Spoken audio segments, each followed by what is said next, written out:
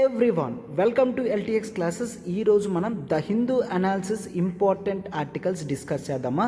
But అంతకుముందు ఒక్కసారి చూడండి, సురేష్ సార్ మనకి ఈరోజు 7 PM okay 16th July Saturday 7 PM working professionals గురించి ఎక్స్క్లూజివ్ మనం ఓపెన్ సెషన్ అనేది కండక్ట్ చేస్తున్నాం. ఆ ఓపెన్ సెషన్లో strategy, methodology, mentorship and guidance అనేది ఇవ్వడం జరుగుతుంది అన్నమాట. క్లియర్? మీకు డెఫినెట్లీ మీ డెడికేటెడ్గా ఇన్ఫినిటీ ప్రోగ్రామ్ అనేది మనం తీసుకొని రావడం జరిగింది అనమాట. అండ్ లైఫ్ టైం వ్యాలిడిటీతో కేవలం 60,000కే స్టార్ట్ చేస్తున్నాం. అది కూడా మీరు ఈఎంఐ 5,000 పర్ మంత్తో స్టార్ట్ అవ్వచ్చు. క్లియర్? అండ్ ఇక్కడ నెంబర్ చూడండి 7893899553. Fine. So 7 PM 16th July అంటే ఈ రోజే వెంటనే ఎన్రోల్ చేసుకోవడానికి ఇక్కడ చూడండమ్మా, యూపీఎస్సీ ఫ్రీ డెమో అని ఉంది కదా, అక్కడ మీరు ఎన్రోల్ చేసుకోవచ్చు. 1 ఆగస్ట్ నుంచి కొత్త బ్యాచెస్ స్టార్ట్ అవుతాయి. అండ్ అదే కాదు, మనం రెగ్యులర్ యూపీఎస్సీ ఇన్ఫినిటీ కూడా కొత్త బ్యాచెస్ స్టార్ట్ చేస్తున్నాం. ఆఫ్లైన్ మనకి హైదరాబాద్ అండ్ విశాఖపట్నం మీకు అవైలబుల్గా ఉంటుంది. మీరు free demo for 3 days accessibility అడగచ్చు అన్నమాట. క్లియర్? ఒక్కసారి చూడండి, యూపీఎస్సీ ఆఫ్లైన్ మనకి ఈఎంఐతో 70,000 లేదు, అప్ ఫ్రంట్ కడితే 63,000. Okay, online live plus recorded 60,000, up front 54,000. Okay, online recorded అయితే 50,000, అప్ ఫ్రంట్ 45,000 అన్నమాట. క్లియర్? మనకి ఈఎంఐ 5,000 పర్ మంత్తో మనం క్లియర్ చేస్తున్నాము. క్లియర్? 5,000 పర్ మంత్తో మీరు స్టార్ట్ చేయొచ్చు. మనకి ప్రతిదీ కూడా లైఫ్ టైం వ్యాలిడిటీ వస్తుందమ్మా. వ్యాలిడిటీ చూడండి 31st జూలై వరకు. నెంబర్ చూడండి 7893899553. ఫీజ్ అనేది మనకి ఆగస్ట్ 1 నుంచి 10,000 రూపీస్ దాకా పెరుగుతుంది కాబట్టి 31st జూలై వరకు మాత్రమే మీకు టైం అనేది ఉంటుంది. క్లియర్? సో వెంటనే ఎన్రోల్ అనేది చేసుకుందామా. Everyone welcome to LTX classes. ఈరోజు మనం the Hindu analysis important articles అన్ని డిస్కస్ చేద్దాం. డేట్ 16/7/2022 ఆర్టికల్స్ అన్నీ కూడా డిస్కస్ చేస్తుంది. This is Srinivas. ఓకేనా? చూడమ్మా, ఆర్టికల్స్ టు బీ ఎక్స్ప్లోర్డ్. ఈరోజు మనం తీసుకునే ఆర్టికల్స్ చూడండి, rise of unvaccinated children in India. So vaccine అంటే ఏంటి, వ్యాక్సినేషన్ ఆఫ్ చిల్డ్రన్ ఎందుకు, ఇండియాలో ఏ ప్రోగ్రామ్స్ ఉన్నాయి, అన్నీ కూడా నీట్గా డీటెయిల్డ్గా ఆర్టికల్లో చూద్దాం. ఓకేనా? And next, IITM ranked countries top higher educational institute. ఓకేనా? సో ఇది చూస్తారు. Next, Ukraine war and the return to Eurocentrism. Eurocentrism అంటే ఏంటి, వార్, ఉక్రెయిన్ వార్కి యూరోసెంట్రిజంకి లింక్ ఏంటి, టోటల్గా ఇది మీరు ఇక్కడ చూస్తారు. Next, Iran Belarus to be newest Shanghai cooperation members. ఓకేనా? సో ఇది కూడా మనం ఆర్టికల్లో నీట్గా డీటెయిల్డ్గా ఎక్స్ప్లెయిన్ చేసుకుందామా. ఓకేనా? సో ఇప్పుడు ఆర్టికల్ 1 by 1 చూద్దాము. చూడండి, క్లాసెస్ నుంచి యూపీఎస్సీ ఇన్ఫినిటీ వర్కింగ్ ప్రొఫెషనల్స్ గురించి మనం ఎక్స్క్లూజివ్గా క్లాసెస్ అనేవి స్టార్ట్ చేస్తున్నామా.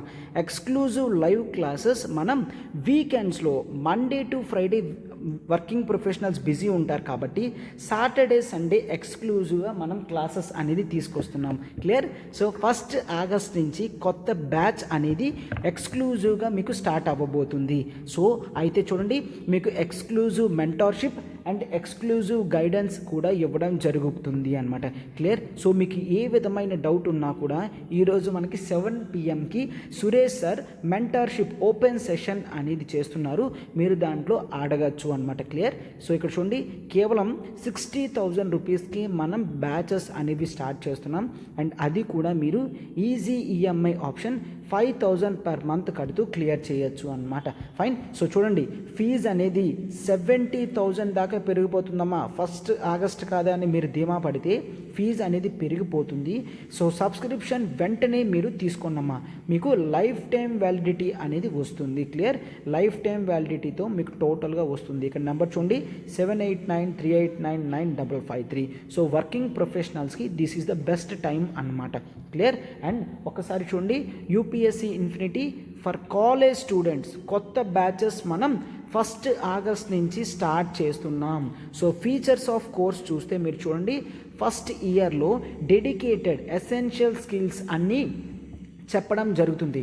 ఆర్ట్ ఆఫ్ నోట్ మేకింగ్ కానీ, న్యూస్ పేపర్ ఎలా చదవాలి కానీ, చదివింది ఏ విధంగా రివైజ్ చేయాలి అన్న స్ట్రాటజీ ఇవ్వడం జరుగుతుంది. బేసిక్ కాన్సెప్ట్స్ క్లియరెన్స్ అనేది జరుగుతుంది. రెగ్యులర్ టెస్ట్ కండక్షన్ జరుగుతుంది. And daily current affairs important అన్నీ కూడా క్లాస్లో మీకు సెపరేట్గా డిస్కస్ చేయడం జరుగుతుంది. ఫైన్. అండ్ ఫస్ట్ ఇయర్లో మెయిన్ నేర్చుకోవాల్సింది personality development, communication skills, group discussions అన్నీ కూడా అన్నమాట. ఫైన్. సో ఇవి మీరు జాగ్రత్తగా ఫస్ట్ ఇయర్లోనే నేర్చుకుంటారు. అండ్ డెడికేటెడ్ సెకండ్ ఇయర్లో ఆప్షనల్ ప్లస్ సీసాట్ కూడా మీరు స్టార్ట్ చేస్తారు అనమాట. అండ్ థర్డ్ ఇయర్లో రెగ్యులర్ యూపీఎస్సి ఇన్ఫినిటీకి మీరు అప్గ్రేడ్ అవుతారు. Under the guidance of Suresh sir ఇది లాంచ్ చేయడం జరిగింది. ఇనాగరల్ ఆఫర్ కింద 3000 పర్ మంత్ పెట్టడం జరిగింది అనమాట. ఈ ఆగస్ట్ 1 నుంచి ఈ 3000 ఫీజు కూడా 4000 రూపీస్కి వెళ్ళబోతుంది. క్లియర్. మంత్లీ 4000కి వెళ్తుంది. సో ఆగస్ట్ 1 లాస్ట్ డేట్ కాబట్టి మీరు వెంటనే మీ 3000 రూపీస్ కట్టి మీరు జాయిన్ అవ్వచ్చు అనమాట. క్లియర్. సో ఇక్కడ మనకి లైఫ్ టైం వ్యాలిడిటీ ఉంటుంది కాబట్టి మీకు టోటల్గా అన్నీ కూడా క్లియర్గా కంప్లీట్ అవుతాయి. అండ్ ఇక్కడ నెంబర్ చూడమ్మా, 7893899553. ప్రత్యూష మ్యామ్కి కాల్ చేయండి, వెంటనే సబ్స్క్రిప్షన్ తీసుకోండమ్మా. మన ఆర్టికల్ చూడండమ్మా, rise in unvaccinated children in India. అంటే ఇండియాలో వ్యాక్సినేషన్ తీసుకునే చిల్డ్రన్ యొక్క నెంబర్ అనేది తగ్గుతుంది. ఎవరైతే వ్యాక్సిన్ తీసుకోవడం లేదో వాళ్ళ నెంబర్ అనేది పెరుగుతుంది అని చెప్తున్నారనమాట. ఓకే. ఈ ఆర్టికల్ మనకి ఎక్కడమ్మా ఇంపార్టెంట్, ఈ ఆర్టికల్ మనకి GS2 పాలిటీలో చాలా important article. Clear. So health issues ఇవన్నీ కూడా మనం GS2లో మెయిన్ కవర్ చేస్తాం. అయితే ఇక్కడ ఇన్ జనరల్గా కూడా మనకి GS3 సైన్స్ అండ్ టెక్నాలజీలో కూడా వ్యాక్సిన్స్ గురించి వస్తుంది. క్లియర్. GS3 సైన్స్ అండ్ టెక్నాలజీలో కూడా వ్యాక్సిన్స్ గురించి వస్తుంది. సో మనం ఇప్పుడు కాంప్రహెన్సివ్గా కంప్లీట్గా దీన్ని మనం క్లియర్ చేద్దాము. ఓకేనా. ఎస్. అయితే చూడండమ్మా, ఇక్కడ మనం ఫస్ట్ ఆఫ్ ఆల్ వ్యాక్సిన్ అంటే ఏంటి, వ్యాక్సినేషన్ ఎందుకు తీసుకోవాలి అవంతా చూసిన తర్వాత ఆర్టికల్లో ఉంది డిస్కస్ చేద్దాం. ఓకేనా. సో ఒక్కసారి చూడండమ్మా, జనరల్గా డిసీజెస్ అనేవి అందరికీ వస్తాయి. అవునా. డిసీజెస్, ఈ డిసీజెస్ అనేవి ఏ ప్యాథోజన్ వల్ల అయినా కూడా కావచ్చు. ప్యాథోజన్ అంటే ఏంటి సార్? ప్యాథోజన్ అనేది ఒక బ్యాక్టీరియా కావచ్చు, ఒక వైరస్ కావచ్చు, ఆర్ ఇంకే ఇన్ఫ్లుయెన్జాస్ కానీ ఇవేవైనా కూడా కావచ్చు అనమాట. Are let's take from worms. So దేని నుంచి అయినా కూడా ఒక డిసీజ్ క్యారీ అయితే దాన్ని ప్యాథోజన్ అని అంటాము. ఓకేనా. సో ప్యాథోజన్ నుంచి మనకి డిసీజెస్ అనేవి వస్తాయి. క్లియర్. సో అయితే ఇక్కడ ఈ డిసీజ్ వస్తుంది అంటే బాడీ అనేది దేనికి సిద్ధంగా ఉండాలి? Fighting mechanism. Clear. Fighting mechanism. ఒక డిసీజ్కి ఎగెయిన్స్ట్గా ఫైట్ చేసే మెకానిజం అనేది మన బాడీలో ఉంటుంది. ఓకేనా. సో మన బాడీలో జనరల్గా ఫైటింగ్ మెకానిజం అనేది ఉంటుంది. అది ఇన్ జనరల్గా బాడీలో ముందు నుంచే ఉంటుంది కాబట్టి దాన్ని ఇన్నేట్ ఇమ్యూనిటీ అని అంటాము. ఓకేనా. Innate immunity. ఇమ్యూనిటీ అంటే ఏంటి? ఇమ్యూనిటీ అంటే ప్రొటెక్షన్. ఓకే. ఆ డిసీజ్ నుంచి ప్రొటెక్షన్ని ఇమ్యూనిటీ అని అంటాము. ఆ ఇమ్యూనిటీ మన బాడీలో ముందే ప్రజెంట్ అయి ఉంటే దాన్ని ఇన్నేట్ ఇమ్యూనిటీ అని అంటాము అనమాట. ఓకే. ఇన్నేట్ ఇమ్యూనిటీ అంటే ఏంటి? ముందు నుంచి మన బాడీలో ఉంటే దాన్ని ఇన్నేట్ ఇమ్యూనిటీ అని అంటాము. ఆర్ ఫర్ ఎగ్జాంపుల్ అలా బాడీలో లేదు అయితే ఏం చేయాలి? ఆర్టిఫిషియల్గా బయట నుంచి ఇవ్వాలి. అలా ఆర్టిఫిషియల్గా బయట నుంచి ఇస్తే దాన్ని ఎక్వైర్డ్ అంటే ఏంటి? తీసుకోవడం అంటాం కదా. ఎక్వైర్డ్ ఇమ్యూనిటీ అని అంటాము. మన బాడీ ఫైటింగ్ మెకానిజం ప్రొడ్యూస్ చేయకపోతే బయట నుంచి మనం తీసుకునే ఇమ్యూనిటీ కెపాసిటీనే ఎక్వైర్డ్ ఇమ్యూనిటీ అని అంటాము. అయితే ఇది ఎట్లా జరుగుతుంది? ఆర్టిఫిషియల్ ప్రాసెస్తో జరుగుతుంది. అవునా. ఆర్టిఫిషియల్గా ల్యాబ్లో తయారు చేస్తున్నారు, దాన్ని మనం తీసుకుంటున్నాము. సో దాన్ని ఎక్వైర్డ్ ఇమ్యూనిటీ అంటాం. కాబట్టి ఈ ఆర్టిఫిషియల్గా తయారు చేసిన దాన్నే వ్యాక్సిన్స్ అని నేమ్ పెట్టడం జరిగింది అన్నమాట. క్లియర్. సో అయితే వ్యాక్సిన్ అంటే ఏంటి? Vaccine is a biological preparation. అవునా. ఇది ల్యాబ్లో తయారు చేస్తారు కదా. Artificial and biological preparation which helps in acquiring the acquired immunity. Clear? Acquired immunity అనేది తెస్తుంది ఇది. సో అప్పుడు బాడీ ఫైటింగ్ మెకానిజంని తీసుకుంటుంది, ఆ ఫైటింగ్ మెకానిజంతో ఆపోజిట్గా డిసీజెస్తో ఫైట్ చేస్తుంది. క్లియర్? అయితే ఒక్కసారి మనం లైవ్ ఎగ్జాంపుల్ చూడాలి అంటే కోవిడ్ చూడండి అమ్మ. కోవిడ్ కరోనా వైరస్ అని అంటాము. అంటే ఇక్కడ ఆ ప్యాథోజన్ ఏంటి? It is virus. అయితే బాడీలో ఫైటింగ్ మెకానిజం ఉంటుంది. ఇన్ జనరల్గా ప్రతి ఒక్కరికి కూడా ఫైటింగ్ మెకానిజం ఉంటుంది అన్నమాట. ఓకే, ఇది ఫైటింగ్ మెకానిజం ఎలా వర్క్ అవుతుందో కూడా మనం చూద్దాము. ఒక్కసారి చూడండమ్మా. సో బాడీలోకి ఒక వైరస్ కానీ బ్యాక్టీరియా కానీ ఎంటర్ అవుతుంది. అయితే ఈ వైరస్కి ఒక షేప్ అనేది ఉంటుంది, బ్యాక్టీరియా కానీ వైరస్ కానీ ఒక షేప్ అనేది ఉంటుంది అండ్ ఒక ప్రోటీన్ స్ట్రక్చర్ అనేది ఉంటుంది. సార్ ప్రోటీన్ స్ట్రక్చర్ అంటే ఏంటి? మన బాడీ అనేది దేంతో నిర్మించబడి ఉంటుందమ్మా? పాలీసాక్రైడ్స్ అని అంటాము. క్లియర్? పాలీసాక్రైడ్స్. అయితే ఈ పాలీసాక్రైడ్స్ని మనం ప్రోటీన్స్ అని కూడా అంటాము. క్లియర్? ప్రోటీన్స్. ఈ పాలీసాక్రైడ్స్నే ప్రోటీన్స్ అని కూడా అంటాము. అయితే ఈ ప్రోటీన్స్ ఏవైతే ఉన్నాయో ఇది బాడీ బిల్డింగ్కి హెల్ప్ చేస్తుంది. ఓకే, ఒక సెల్ అనేది గ్రో అవ్వాలి అన్నా, టిష్యూ అనేది స్ట్రాంగ్గా ఉండాలన్నా, మజిల్స్ అనేవి నిలబడాలి అన్నా ప్రోటీన్స్ అనేవి చాలా ఇంపార్టెంట్ అన్నమాట. అంటే బాడీ బిల్డింగ్కి, బాడీ కన్స్ట్రక్షన్కి, ప్రతిదానికి కూడా వైరస్ అనేది ప్రతిదానికి కూడా మనకి ప్రోటీన్ అనేది చాలా ఇంపార్టెంట్ అన్నమాట. అంటే ఈ ప్రోటీన్ అనేది ప్రతి బాడీలో కూడా ఉంటుంది. బాడీ అంటే ఇక్కడ కేవలం హ్యూమన్స్ అండ్ యానిమల్స్ మాత్రమే కాదు, ఈవెన్ బ్యాక్టీరియాకి, వైరస్ కూడా పాలీసాక్రైడ్స్ అనేవి ఉంటాయి. అండ్ ప్రోటీన్స్ ఉండడం వల్లే వాళ్ళ బాడీ స్ట్రక్చర్ అనేది నిలబడుతుంది అని మనం చూస్తాం. అయితే మనం ఏం చూస్తాము? వైరస్కి షేప్ అనేది ఉంటుంది, ప్రోటీన్ స్ట్రక్చర్ అనేది ఉంటుంది. ఎస్. అయితే ఇప్పుడు మన హ్యూమన్ బాడీ ఉంది. మన హ్యూమన్ బాడీలో మనకి జనరల్గా వైట్ బ్లడ్ సెల్స్ నుంచి ఇమ్యూనిటీ అనేది తయారవుతుంది. అంటే ఫైటింగ్ మెకానిజం అనేది కొన్ని సెల్స్ యొక్క బాధ్యత. ఆ ఇమ్యూనిటీ జనరల్గా ఏంటి అంటే ఎప్పుడైతే ఈ వైరస్ అనేది ఎంటర్ అవుతుందో ఇమ్యూనిటీ అనేది స్ట్రాంగ్ అవుతుంది, ఈ వైరస్ మీద అటాక్ చేస్తుంది అన్నమాట. ఎందుకు? ఈ ఇమ్యూనిటీస్ అనేవి యాంటీబాడీస్ని రిలీజ్ చేస్తుంది. ఫైట్ చేసే ఆర్మీ సోల్జర్ ఎవరిక్కడ? యాంటీబాడీ. బయట నుంచి ఏదైనా వైరస్ ఏదైనా వస్తే దాన్ని యాంటీజెన్ అని అంటారు. సో యాంటీజెన్ అంటే ఏంటి? ఎనీ ఫారెన్ సబ్స్టాన్స్, మన బాడీది కాకుండా ఇంకే విధమైన ఫారెన్ సబ్స్టాన్స్ అయినా కూడాను మనం యాంటీజెన్ అని అంటాము. క్లియర్? ఎనీ ఫారెన్ సబ్స్టాన్స్ని మన బాడీది కాదు అంటే దాన్ని మనం యాంటీజెన్ అని అంటాము. క్లియర్? సో ఆ యాంటీజెన్ ఆపోజిట్గా ఎవరు ఫైట్ చేస్తున్నారు? యాంటీబాడీస్ అనేవి ఫైట్ చేస్తున్నాయి. క్లియర్? సో అయితే ఇక్కడ యాంటీబాడీస్ అనేవి ఫైట్ చేస్తున్నప్పుడు వాళ్ళు ఏం ఐడెంటిఫై చేస్తారు? ఆ వైరస్ యొక్క షేప్ ఐడెంటిఫై చేస్తారు, వైరస్ యొక్క ప్రోటీన్ స్ట్రక్చర్ ఐడెంటిఫై చేస్తారు. దానికి తగ్గట్టుగా మనకి ఫైటింగ్ మెకానిజం అనేది వాళ్ళు డెవలప్ చేస్తారు అన్నమాట. క్లియర్? అయితే ఈ కెపాసిటీ అనేది ఇన్ జనరల్గా కొన్ని బాడీస్లో ఉంటుంది. దాన్ని ఇన్నేట్ ఇమ్యూనిటీ అని అంటాము. అవునా? ఇన్నేట్ ఇమ్యూనిటీ అంటాం. ఇప్పుడు సేమ్ అదే ఎగ్జాంపుల్ మనం ఏం తీసుకుంటాం? కోవిడ్ చూస్తాం. కరోనా వైరస్ అనేది వచ్చింది. మ్యాక్సిమం అందరికీ వచ్చింది. బట్ కొంతమంది మాత్రం హాస్పిటలైజ్ అయ్యారు. కొంతమందికి 2-3 డేస్లోనే తగ్గిపోయింది, కొంతమందికి 15 డేస్లో తగ్గిపోయింది, కొంతమందికి వచ్చిన రోజే తగ్గిపోయి అసలు వాళ్ళకి కనీసం వచ్చింది అన్న తెలియని కండిషన్స్ కూడా ఉన్నాయి. అవునా? సో అంటే అవన్నీ కూడా ఏ బేసిస్ మీద అవుతుంది? ఇమ్యూనిటీ బేసిస్ మీద అవుతుంది. అవునా?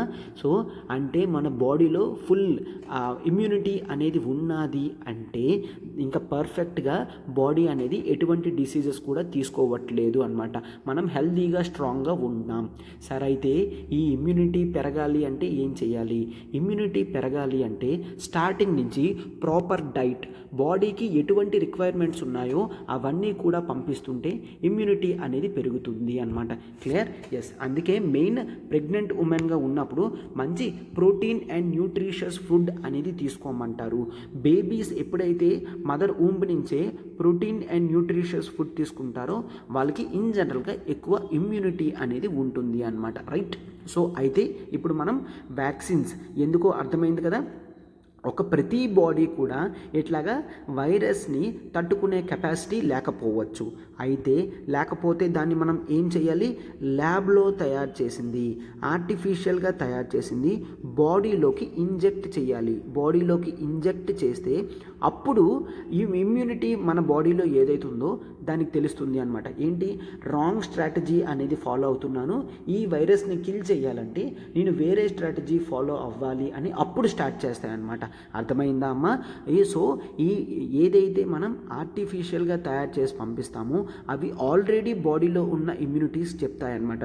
మీరు రాంగ్ స్ట్రాటజీ ఫాలో అవుతున్నారు, ఇప్పుడు నేను చెప్తాను చూడండి దాన్ని ఎలా ఫైట్ చేయాలో అని చెప్తుంది. ఎందుకు సార్, ఇప్పుడు ఇంజెక్ట్ ల్యాబ్లో తయారు చేసిన వాటికి ఎలా తెలుస్తుంది? ఎందుకంటే చూడండమ్మా, ఒక వైరస్ ఉంది, ఆ వైరస్ షేప్ ఏమో ఇట్లా ఉంది అనుకోండి, ఆ వైరస్ షేప్ ఇలా ఉంది అనుకోండి ఫర్ ఎగ్జాంపుల్. సో అయితే ఈ వైరస్ని కిల్ చేయాలి అంటే ఫైటింగ్ మెకానిజం కూడా దీనికి ఎగ్జాక్ట్గా టార్గెట్ పాయింట్స్ ఎక్కడైతే ఉన్నాయో వాటిని హిట్ చేయాలి. బట్ మన బాడీలో ఉన్నదానికి తెలియకుండా ఇక్కడ ఫైట్ చేస్తుంది, అలా రాంగ్ ప్లేస్లో ఫైట్ చేస్తుంది. సో అయితే మనకు మాత్రం బయట ల్యాబ్లో ఎలా తెలిసింది, ఈ వైరస్ ఎప్పుడైతే వస్తుందో ఈ వైరస్ యొక్క ప్రతిదానికి కూడా జెనెటిక్ కోడ్ ఉంటుంది కదమ్మా, జెనెటిక్ కోడ్. ఆ జెనెటిక్ కోడ్ ఏంటో మనం చదువుతాము. జెనెటిక్ కోడ్ చదివిన తర్వాత మనకు తెలుస్తుంది ఫైటింగ్ అనేది ఎలా చేయాలి అని. ఆ జెనెటిక్ కోడ్ చూసిన తర్వాత మనం వ్యాక్సిన్స్ అనేవి ప్రొడ్యూస్ చేస్తాము అన్నమాట. క్లియర్? వ్యాక్సిన్స్ అనేవి ప్రొడ్యూస్ చేస్తాము. సో ఆ వ్యాక్సిన్స్ అనేవి వాటి ఫైటింగ్ మెకానిజంకి హెల్ప్ చేస్తుంది అన్నమాట. క్లియర్? సో అయితే ఫస్ట్ ఆఫ్ ఆల్ మీరు జనరల్గా చూడాల్సింది ఏంటి, there is a difference between drug and vaccine. Clear? Drug and vaccine చూస్తాము. ఏంటి, డ్రగ్ అనేది డిసీజ్ వచ్చిన తర్వాత ఇమీడియట్గా ఫైటింగ్ గురించి యూజ్ చేస్తే డ్రగ్ అని అంటాము. అసలు డిసీజ్ రాకూడదు, ఇమ్యూనిటీ అనేది పెరగాలి అంటే వ్యాక్సిన్ అనేది యూజ్ చేస్తామన్నమాట. క్లియర్? డిసీజ్ రాకముందు మనం యూజ్ చేస్తే దాన్ని వ్యాక్సిన్ అని అంటాము. సో డ్రగ్ అంటే ఏంటి, డిసీజ్ వచ్చిన తర్వాత తన కండిషన్ బట్టి మనం మెడిసిన్స్ అవన్నీ ఇస్తే దాన్ని డ్రగ్ అని అంటాము. క్లియర్? సో అయితే మనకి డ్రగ్కి వ్యాక్సిన్కి డిఫరెన్స్ తెలిసింది.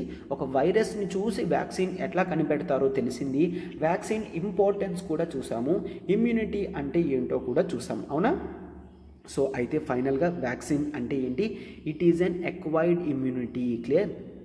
మనం బయట నుంచి తెచ్చుకున్న తర్వాత మన బాడీలో ఈ ఫైటింగ్ మెకానిజం అనేది ఏదైతే పెరుగుతుందో దాన్ని ఎక్వైర్డ్ ఇమ్యూనిటీ అని అంటాము. అంటే మన బాడీలో ఉన్న యాంటీబాడీస్ ఏవైతే ఉన్నాయో వాళ్ళకి నేర్పిస్తాము. నేర్పిస్తాము ఫ్యూచర్లో ఇటువంటివి వస్తే నువ్వు వాటిని కిల్ చేసేసాయి అని. ఓకేనా? సో అయితే యాంటీజెన్స్ అనేవి ఎట్లా వర్కౌట్ అవుతాయి ఒక్కసారి చూడండి అమ్మా. అయితే యాంటీజెన్స్ జనరల్గా మనం చూస్తాము, ఈ యాంటీజెన్స్ని మనం జనరల్గా ఎట్లాగ యూజ్ చేస్తాము. ఫర్ ఎగ్జాంపుల్, ఈ వైరస్ ఉంది, వ్యాక్సిన్ అనేది కెపాసిటీ, ఒక ఇమ్యూనిటీ కెపాసిటీ అనేది బాడీలో ఎలా పెరుగుతుంది, వ్యాక్సిన్స్ అనేవి ఏ విధంగా వర్క్ అవుతాయో చూడండమ్మా. క్లియర్? సో అయితే ఇప్పుడు ఒక వైరస్ ఉంది, ఆ వైరస్ అనేది స్ట్రాంగ్గా ఉంది. అంటే ఇది ఎప్పుడైతే బాడీలో ఎవరి బాడీలోకైనా వెళ్ళింది అంటే డిసీజ్ అనేది క్రియేట్ చేస్తుంది. ఇది స్ట్రాంగ్గా ఉన్నది కాబట్టి డిసీజ్ క్రియేట్ చేస్తుంది. మనం ల్యాబ్లో ఏం చేస్తాం, ఈ స్ట్రాంగ్ బాడీని వీక్ చేసేస్తాం. లేదంటే దాన్ని కిల్ చేసేస్తాం. సార్ కిల్ చేసేస్తే ఏంటి, నేను ఇందాకే చెప్పాను ఏంటి, వ్యాక్సిన్స్ అంటే ప్రతి వైరస్కి కూడా షేప్ అనేది ఉంటుంది. అవునా? సో ఒక్కసారి చూడండి, మన బాడీలో ఇమ్యూనిటీకి ఈ షేప్ గుర్తున్న దీన్ని ఫైట్ చేస్తుంది, ఆర్ దీని ప్రోటీన్ తెలిసినా ఫైట్ చేస్తుంది. సో ఆ బాడీ షేప్ కనీసం తెలిస్తే ఫైట్ చేసే కెపాసిటీ ఇస్తే దాన్ని కూడా వ్యాక్సిన్ అని అంటాము. అర్థమవుతుందమ్మా? సో స్ట్రాంగ్గా ఉంటే బాడీలో డిసీజ్ క్రియేట్ చేస్తుంది, అయితే దాన్ని ఇప్పుడు వీక్గా తయారు చేస్తాం ఆర్ దాన్ని కిల్ చేస్తాం. కిల్ చేసిన తర్వాత అటువంటి వీక్ ఫామ్ని కిల్ ఫామ్ని మనం వ్యాక్సిన్ తయారు చేస్తాం బాడీలోకి ఇంజెక్ట్ చేస్తే మన బాడీలో ఏవైతే beta cells and white blood cells అనేవి ఉంటాయో వైట్ బ్లడ్ సెల్స్ అవి జనరల్గా ఏం చేస్తాయి వెంటనే ఇప్పుడు చూడండి సార్ మరి బయట ఫారెన్ ఏజెంట్ని యాంటీజెన్ అంటున్నారు కదా అంటే ఎస్ వీటిని కూడా ఈవెన్ వ్యాక్సిన్స్ నుంచి పంపించే వైరస్ని కూడా మనం యాంటీజెన్ అని అంటాము. ఫర్ ఎగ్జాంపుల్ ఇప్పుడు చూడండి మనకి పోలియో వైరస్ ఉంది. పోలియో వైరస్ని ఫస్ట్ ఆఫ్ ఆల్ ఈ 2 ఫామ్స్లో కూడా చేస్తారు. ఫర్ ఎగ్జాంపుల్ పోలియో స్ట్రాంగ్గా ఉంటే పోలియో డిసీజ్ క్రియేట్ చేస్తుంది. సో ఈ పోలియోని ఏం చేస్తాం వీక్ చేసేస్తాం, అంటే డిసీజ్ క్రియేట్ చేయకన్నా చేసే కెపాసిటీ వీక్ చేస్తాము అనమాట. వీక్ చేసి వ్యాక్సిన్ తయారు చేసి ప్రజలకి ఇస్తాము. సో అయితే మన బాడీలో ఇన్ జనరల్ ఇమ్యూనిటీ అనేది ఉంటుంది. ఈ ఇమ్యూనిటీ ఏం చేస్తుంది ఫస్ట్ ఆఫ్ ఆల్ ఈ వీక్ ఫామ్ ఆఫ్ వైరస్ ఏదైతే ఉందో దాన్ని చదివేస్తుంది, దానికి ఆపోజిట్గా ఫైటింగ్ మెకానిజం అనేది వెంటనే తయారు చేస్తుంది. స్ట్రాంగ్ వైరస్కి వీక్ వైరస్కి డిఫరెన్స్ ఏంటి అంటే స్ట్రాంగ్ వైరస్ హ్యూమన్ బాడీలోకి ఎంటర్ అయిన వెంటనే కూడా చాలా ఫాస్ట్గా రెప్లికేట్ అవుతుంది. క్లియర్? చాలా ఫాస్ట్గా ఫ్రాక్షన్ ఆఫ్ సెకండ్స్లో రెప్లికేట్ అవుతూనే ఉంటుంది. బట్ మీరు ఎప్పుడైతే వీక్ది చేశారో అది రెప్లికేట్ అవ్వడానికి చాలా టైం పడుతుంది. క్లియర్? అది ఎందుకు వీక్గా ఉన్నప్పుడు ఎవరు కూడా రెప్లికేట్ అవ్వలేరు. ఫస్ట్ ఈ వీక్ ఫామ్ అనేది స్ట్రాంగ్గా అవ్వాలి, ఆ స్ట్రాంగ్ అయిన దాని తర్వాత రెప్లికేట్ అవ్వగలుగుతుంది. బట్ ఈ వీక్ బాడీ అనేది హ్యూమన్ బాడీలో కానీ వెళ్ళిన తర్వాత అది స్ట్రాంగ్ అవ్వలేదు. అది స్ట్రాంగ్ అయ్యే ముందే మన ఇమ్యూనిటీ ఏదైతే ఉందో దాన్ని మొత్తం చదివేస్తుంది, చదివి ఫైటింగ్ మెకానిజం అనేది వెంటనే స్టార్ట్ చేసేస్తుంది అన్నమాట. క్లియర్? సో ఈ విధంగా మనం ఏం చేస్తాం, మన బాడీలో ఉన్న ఇమ్యూనిటీ ఏదైతే ఉంటుందో అది ఆ వీక్ ఫామ్ని చదివేస్తుంది, ఫైటింగ్ మెకానిజంని ఫైటింగ్ స్టార్ట్ చేసేస్తుంది, దాంతో ఫైట్ చేసి ఖచ్చితంగా దాన్ని ఓడిస్తుంది. సార్ కన్ఫామ్గానా? ఎస్, కన్ఫామ్గా ఓడించేస్తుంది. ఎందుకంటే దాన్ని అంత వీక్ ఫామ్లోకి తీసుకెళ్తాం. ఫర్ ఎగ్జాంపుల్ మీరు చూసినట్టయితే లెట్స్ టేక్ ఒక 100 kgs ఉన్న వ్యక్తి, 100 kgs ఉన్న వ్యక్తి ఒక 1 kg ఉన్న వ్యక్తి ఆర్ లెట్స్ టేక్ ఒక 2 kgs ఉన్న వ్యక్తితో ఫైట్ చేస్తే ఎలా ఉంటుంది? సో ఇది కూడా అలాంటిదే. మన బాడీ అనేది 100 kg ఇమ్యూనిటీ ఉంది, బట్ ఈ వీక్ కెపాసిటీ అనేది కేవలం ఒక 1 kg 2 kg మాత్రమే కెపాసిటీ. సో ఖచ్చితంగా 100 kgs వాడు అసలు కొట్టాల్సిన అవసరం లేదు కూడా కాదు, అవునా? ఆ 1 kg 2 kg వ్యక్తి మీద పడిపోయినా చాలు, అవునా? సో ఇలానే ఇమ్యూనిటీ కూడా ఈ వీక్ వైరస్ ఏదైతే ఉందో దాన్ని గుర్తుంచుకొని ఏం చేస్తుంది, ఈ ఇమ్యూనిటీకి మెమరీ సెల్స్ అనేవి ఉంటాయి. మెమరీ సెల్స్ అనేవి ఉంటాయి. ఈ మెమరీ సెల్స్ గుర్తుంచుకుంటాయి, దాని మెయిన్ కెపాసిటీయే గుర్తుంచుకుంటాయి. అంటే నెక్స్ట్ టైం ఇటువంటి వైరస్ వస్తే ఆ షేప్లో ఏ వైరస్ వచ్చినా, అటువంటి ప్రోటీన్తో ఏ వైరస్ వచ్చినా ఫైటింగ్ అనేది ఏ విధంగా చెయ్యాలి అని స్ట్రాటజీ అది గుర్తుంచుకుంటుంది. ఇలా గుర్తించుకునే కెపాసిటీ చేయడం యొక్క ఇంపార్టెన్సే ఈ వ్యాక్సిన్స్ అన్నమాట. ఓకే, ఈ వ్యాక్సిన్స్ మెయిన్ ఏం చేస్తాయి, ఈ మెమరీ సెల్స్ని బూస్టప్ చేసి వార్ అనేది ఎలా చెయ్యాలో అనేది ముందుగానే నేర్పించడానికి హెల్ప్ చేస్తుంది అన్నమాట. సో మనం కూడా చూడండి, రియల్ టైం వార్ సిచ్యువేషన్లోకి దిగినప్పుడు మిలిటరీ వాళ్ళకి ముందుగానే ట్రైనింగ్ ఇస్తారు, అవునా? ట్రైనింగ్ ఇచ్చినప్పుడు ఎలా ఇస్తారు, సమ్ ఆర్టిఫిషియల్ బొమ్మలను పెట్టి సమ్ టార్గెట్స్ ఇచ్చి హిట్ చేయమని చెప్తూ ఉంటారు, ఒక మూవింగ్ ఆబ్జెక్ట్ని పెట్టి హిట్ చేయమంటారు, అవునా? సో దాంతో వాళ్ళు ట్రైన్ అవుతారు కదా, అలా ట్రైనింగ్ ఇచ్చేదే ఇటువంటిది వ్యాక్సిన్ అన్నమాట. ఒక వీక్ ఫామ్ని తీసుకొస్తారు, దానికి ఆపోజిట్గా ఫైట్ ఎలా చేయాలో నేర్చుకుంటుంది మన ఇమ్యూనిటీ, దాన్ని గుర్తుంచుకుంటుంది. క్లియర్?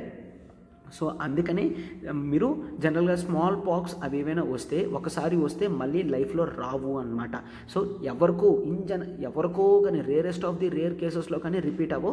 బట్ నార్మల్గా అయితే ఎవరికి కూడా స్మాల్ పాక్స్ ఒకసారి వస్తే రాదు. ఎందుకంటే స్మాల్ పాక్స్లో ఏదైతే ఉంటుందో అది వెంటనే మన బాడీ గుర్తుంచుకుంటుంది, నెక్స్ట్ టైం అది ఎంటర్ అయిన వెంటనే కూడా దాన్ని కిల్ చేసేస్తుంది అన్నమాట. క్లియర్? అర్థమైంది కదమ్మా? సో ఈ మెమరీ సెల్స్ కానీ ఈ ఇమ్యూనిటీ కెపాసిటీ కానీ ఇవన్నీ కూడా మీరు గుర్తుంచుకోవాలి. So fine. సో అయితే టైప్స్ ఆఫ్ వ్యాక్సిన్స్ అనేది చెప్తాను, అది ప్రెజెంట్ కాంటెక్స్ట్లో చాలా ఇంపార్టెంట్ అన్నమాట. రైట్? అయితే ఫస్ట్ మనకి ఏ వ్యాక్సిన్స్ ఉంటాయి, లైవ్ అటెన్యూయేటెడ్ వ్యాక్సిన్ అని అంటాము. Live attenuated vaccine. ఈ నేమ్స్ అవన్నీ మీకు తెలియాలమ్మా. లైవ్ అటెన్యూయేటెడ్ వ్యాక్సిన్ అంటే నథింగ్ బట్ లివింగ్ వైరస్ని కానీ బ్యాక్టీరియాని కానీ ఏం చేస్తాము, వీకెస్ట్ ఫామ్లోకి చేస్తాము. వీకెస్ట్ ఫామ్లోకి తయారు చేసి బాడీలోకి ఎక్కిస్తే దాన్ని లైవ్ అటెన్యూయేటెడ్ వ్యాక్సిన్ అని అంటాము. అయితే ఈ లైవ్ అటెన్యూయేటెడ్ వ్యాక్సిన్స్ దేనికి ఇస్తారు? ఎగ్జాంపుల్స్ కింద మనం చికెన్ పాక్స్ చూస్తాము. క్లియర్? Chicken pox.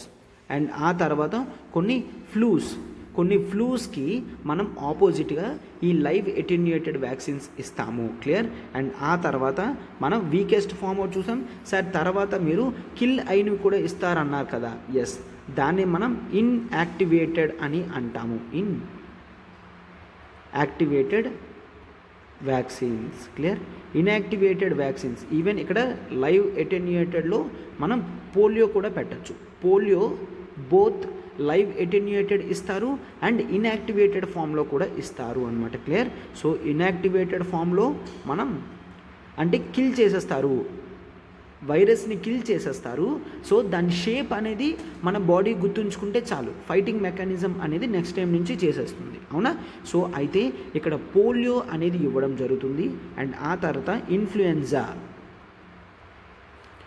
ఇన్ఫ్లుయెంజాస్కి ఇవ్వడం జరుగుతుంది. అండ్ ఈవెన్ హెపటైటిస్ ఏ వైరస్కి కూడా ఇవ్వడం జరుగుతుంది. క్లియర్?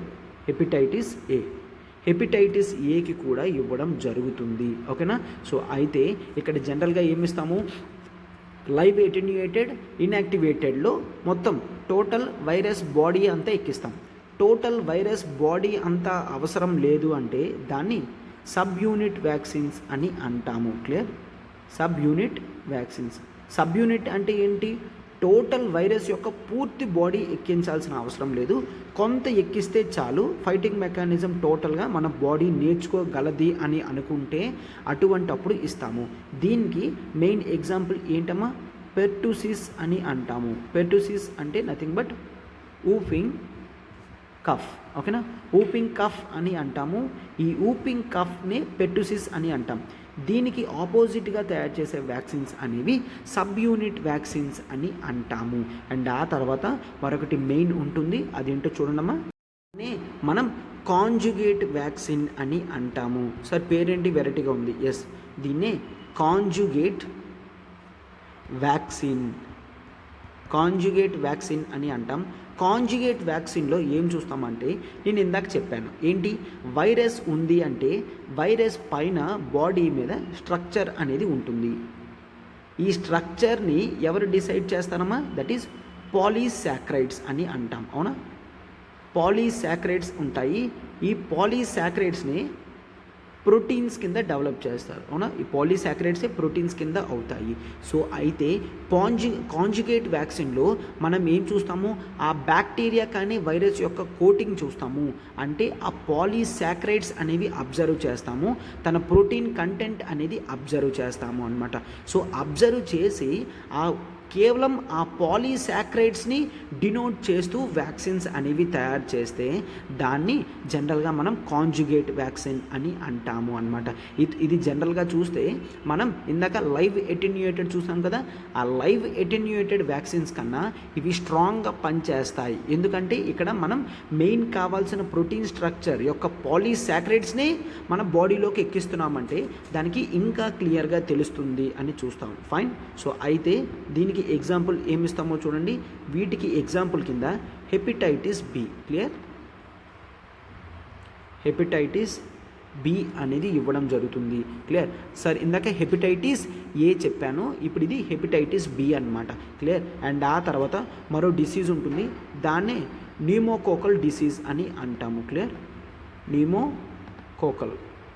న్యూమోకోకల్ డిసీజ్ అని అంటాం. వీటికి మనం కాంజుగేట్ వ్యాక్సిన్స్ అనేవి ఇస్తాము అన్నమాట. క్లియర్? సో ఈ విధంగానే వేరియస్ వ్యాక్సిన్స్ కూడా తయారు చేస్తున్నారు. అండ్ ఇదే కాదు, లేటెస్ట్ డెవలప్మెంట్ ఏంటి అంటే దాన్నే మనం mRNA వ్యాక్సిన్ అని అంటాము. mRNA vaccine. Okay, mRNA vaccine అంటే ఏంటి అంటే ఇక్కడ జనరల్గా చూడండి, వైరస్ ఉంటుంది, ప్రతి బాడీకి డిఎన్ఏ అంటున్నాను కదా, ఈ వైరసెస్కి మాత్రం వీటికి ఏముంటుంది, ఆర్ఎన్ఏ అనేది ఉంటుంది. ఓకే, ఆర్ఎన్ఏ అనేది తన ప్రోటీన్ స్ట్రక్చర్ని ఎట్లా ఉంటుందో అనేది ఆర్ఎన్ఏ డిసైడ్ చేస్తుంది. అవునా? సో ఆ ఆర్ఎన్ఏని చూసి తయారు చేసింది ఈ ఎంఆర్ఎన్ఏ వ్యాక్సిన్ అనమాట. ఎంఆర్ఎన్ఏ అంటే మెసెంజర్ ఆర్ఎన్ఏ అని చూస్తాం. ఓకే, సో డీటెయిల్డ్గా మనకి ఇన్డెప్త్లో అవసరం లేదు, అది పూర్తిగా బయాలజీ వాళ్ళు చూసుకుంటారు. ఎంఆర్ఎన్ఏ వ్యాక్సిన్ అంటాం, మెసెంజర్ ఆర్ఎన్ఏ అంటాము. ఓకే, మెసెంజర్ ఆర్ఎన్ఏ అంటే ఫర్ ఎగ్జాంపుల్ చూడండి, ఇది సెల్ ఉంటుంది, సెల్ లోపల న్యూక్లియస్ ఉంటుంది, న్యూక్లియస్ లోపల ప్రోటీన్ కంటెంట్ ఉంటుంది. అవునా? ఆ ప్రోటీన్నే వైరస్ అయితే ఆర్ఎన్ఏ అని అంటాము. ఓకే, ఆర్ఎన్ఏ అంటాం. అయితే ప్రోటీన్ అనేది ఎక్కడ తయారవుతుంది, మన బ్లడ్లో తయారవుతుంది. అవునా? ఇన్ జనరల్గా బ్లడ్లో తయారవుతుంది. అయితే ఆ బ్లడ్లోకి తీసుకొని రావడానికి, ఈ ప్రోటీన్ ఇన్ఫర్మేషన్ అనేది బ్లడ్లోకి తీసుకొని రావడానికి మనకి ఒక ఆర్ఎన్ఏ కావాలి, దాన్నే ఎంఆర్ఎన్ఏ అని అంటాము. నథింగ్ బట్ ఇది మన న్యూక్లియస్ లోపల ఉన్న ఆర్ఎన్ఏ యొక్క ప్రోటీన్ని డీకోడ్ చేస్తుంది, డీకోడ్ చేసి మెసేజ్ రూపంలో రాస్తుంది. ఆ మెసేజ్ రూపాన్ని బయటకు తీసుకొచ్చి బ్లడ్లో రిలీజ్ చేస్తుంది. అందుకనే దానికి ఎంఆర్ఎన్ఏ అని పెట్టడం జరిగింది. అంటే మెసెంజర్ ఆర్ఎన్ఏ అనమాట. ఇది లోపల ఉన్న మెసేజెస్ అనేవి బయటికి తీసుకొని వచ్చి చెప్తుంది అనమాట. అందుకనే ఎంఆర్ఎన్ఏ అంటాము. అయితే ఇది లోపలికి వెళ్ళిన ప్రోటీన్ని డీకోడ్ చేస్తుంది కదా, అందుకే దీనికి అగెయిన్స్ట్గా మనం వ్యాక్సిన్స్ తయారు చేస్తే అవి కూడా పనిచేస్తాయి అని ఎంఆర్ఎన్ఏ వ్యాక్సిన్స్ అనేవి పెట్టడం జరిగింది. అవునా? అర్థమైందమ్మా? అయితే కాంజుగేట్ వ్యాక్సిన్లో మనం పాలీసాకరైడ్స్ని చూస్తాం. ఎంఆర్ఎన్ఏ వ్యాక్సిన్లో ద బేసిక్ యూనిట్ ఆ ఎంఆర్ఎన్ఏ, ఆ మెసెంజర్ ఆర్ఎన్ఏనే డీకోడ్ చేసేటట్టు మనం తయారు చేయడం జరిగింది. సార్, ఈ ఎంఆర్ఎన్ఏ వ్యాక్సిన్స్ ఎప్పుడు తయారు చేశారు? ఇవి రీసెంట్ ఆరిజిన్ అమ్మ. ఎంఆర్ఎన్ఏ వ్యాక్సిన్ అనేది ఫస్ట్ టైం కోవిడ్కి అగెయిన్స్ట్గానే చేయడం జరిగింది. కొన్ని కంపెనీస్ ఉన్నాయి, ఫైజర్ కానీ మోడర్నా అని అంటాము. ఆ కంపెనీస్ ఎంఆర్ఎన్ఏ వ్యాక్సిన్స్ని ఫస్ట్ టైం కోవిడ్గానే తయారు చేయడం జరిగింది అనమాట. Clear? Yes. So these are the types of vaccines అని చూసాం. ఇంతవరకు వ్యాక్సిన్ అంటే ఏంటో చూసాం, ఇమ్యూనిటీ అంటే తెలిసింది. సో ఇప్పుడు టైప్స్ ఆఫ్ వ్యాక్సిన్స్ కూడా చూడటం జరిగింది. అయితే వ్యాక్సిన్స్ అనేవి ఎందుకు ఇంపార్టెంటో మీకు ఆల్రెడీ అర్థమై ఉంటుంది. చూడండి, మనం వ్యాక్సిన్ అనేది ఎప్పుడు ఇవ్వాలి? జనరల్గా చిల్డ్రన్గా ఉన్నప్పుడే ఇవ్వాలి. ఎందుకంటే చిల్డ్రన్గా ఉన్నప్పుడే ఎక్కువ డిసీజెస్ అనేవి వస్తాయి అండ్ ఫ్యూచర్లో గ్రోత్ అవుతున్నప్పుడు కూడా డిసీజెస్ వచ్చే ఛాన్స్ ఉంటుంది. సో ఫైటింగ్ మెకానిజం అనేది చైల్డ్ టైంలో ఉన్నప్పుడే నేర్పించాలి. కాబట్టి వ్యాక్సిన్స్ అనేవి చైల్డ్గా ఉన్నప్పుడే ఇస్తారు. సో చైల్డ్గా ఉన్నప్పుడు వ్యాక్సిన్స్ తీసుకోవడం అనేది చాలా ఇంపార్టెంట్. ఓకే, సో వ్యాక్సిన్స్ అనేవి ఇన్ టైంలో తీసుకున్నాము అంటే వాటి ఇంపార్టెన్స్ ఏంటమ్మా? వాటి ఇంపార్టెన్స్ ఏంటి అంటే బేబీ అనేవాళ్ళు బెటర్ ఇమ్యూనిటీని ఎక్వైర్ చేసుకోగలరు. క్లియర్? కంపేర్ టు అదర్స్, ఎవరైతే వ్యాక్సిన్స్ తీసుకుంటారో బెటర్ ఇమ్యూనిటీ ఉంటుంది. బెటర్ ఇమ్యూనిటీ ఉండడం వలన డిసీజ్కి ఎక్కువ ఇన్ఫ్లుయెన్స్ అయ్యే ఛాన్సెస్ అనేది తక్కువ ఉంటుందన్నమాట. నార్మల్గా డిసీజెస్కి ఎక్కువ శాతం కూడా ఇన్ఫ్లుయెన్స్ అవసరం లేదు. అండ్ ఆ తర్వాత రికవరీ, డిసీజెస్ వచ్చినా కూడా రికవరీ రేట్ అనేది వీళ్ళకి ఎక్కువగా ఉంటుంది. క్లియర్? సో డిసీజ్ కండిషన్ ఉండదు. ఇవన్నీ చూస్తే ఏం చూస్తాం? ఇన్ జనరల్గా ఆ ఇండివిజువల్ యొక్క ప్రొడక్టివిటీ అనేది పెరుగుతుంది. క్లియర్? ప్రొడక్టివిటీ అనేది పెరుగుతుంది అండ్ ఛాన్సెస్ ఆఫ్ డెత్ అనేది ఉండదు. క్లియర్? మెయిన్ వ్యాక్సిన్స్ అందుకనే కదా ఛాన్సెస్ ఆఫ్ డెత్ ఉండదు. అండ్ ఈ ప్రొడక్టివిటీ ఒకసారి పెరిగిందంటే చూడండి, ప్రొడక్టివిటీ పెరిగింది అంటే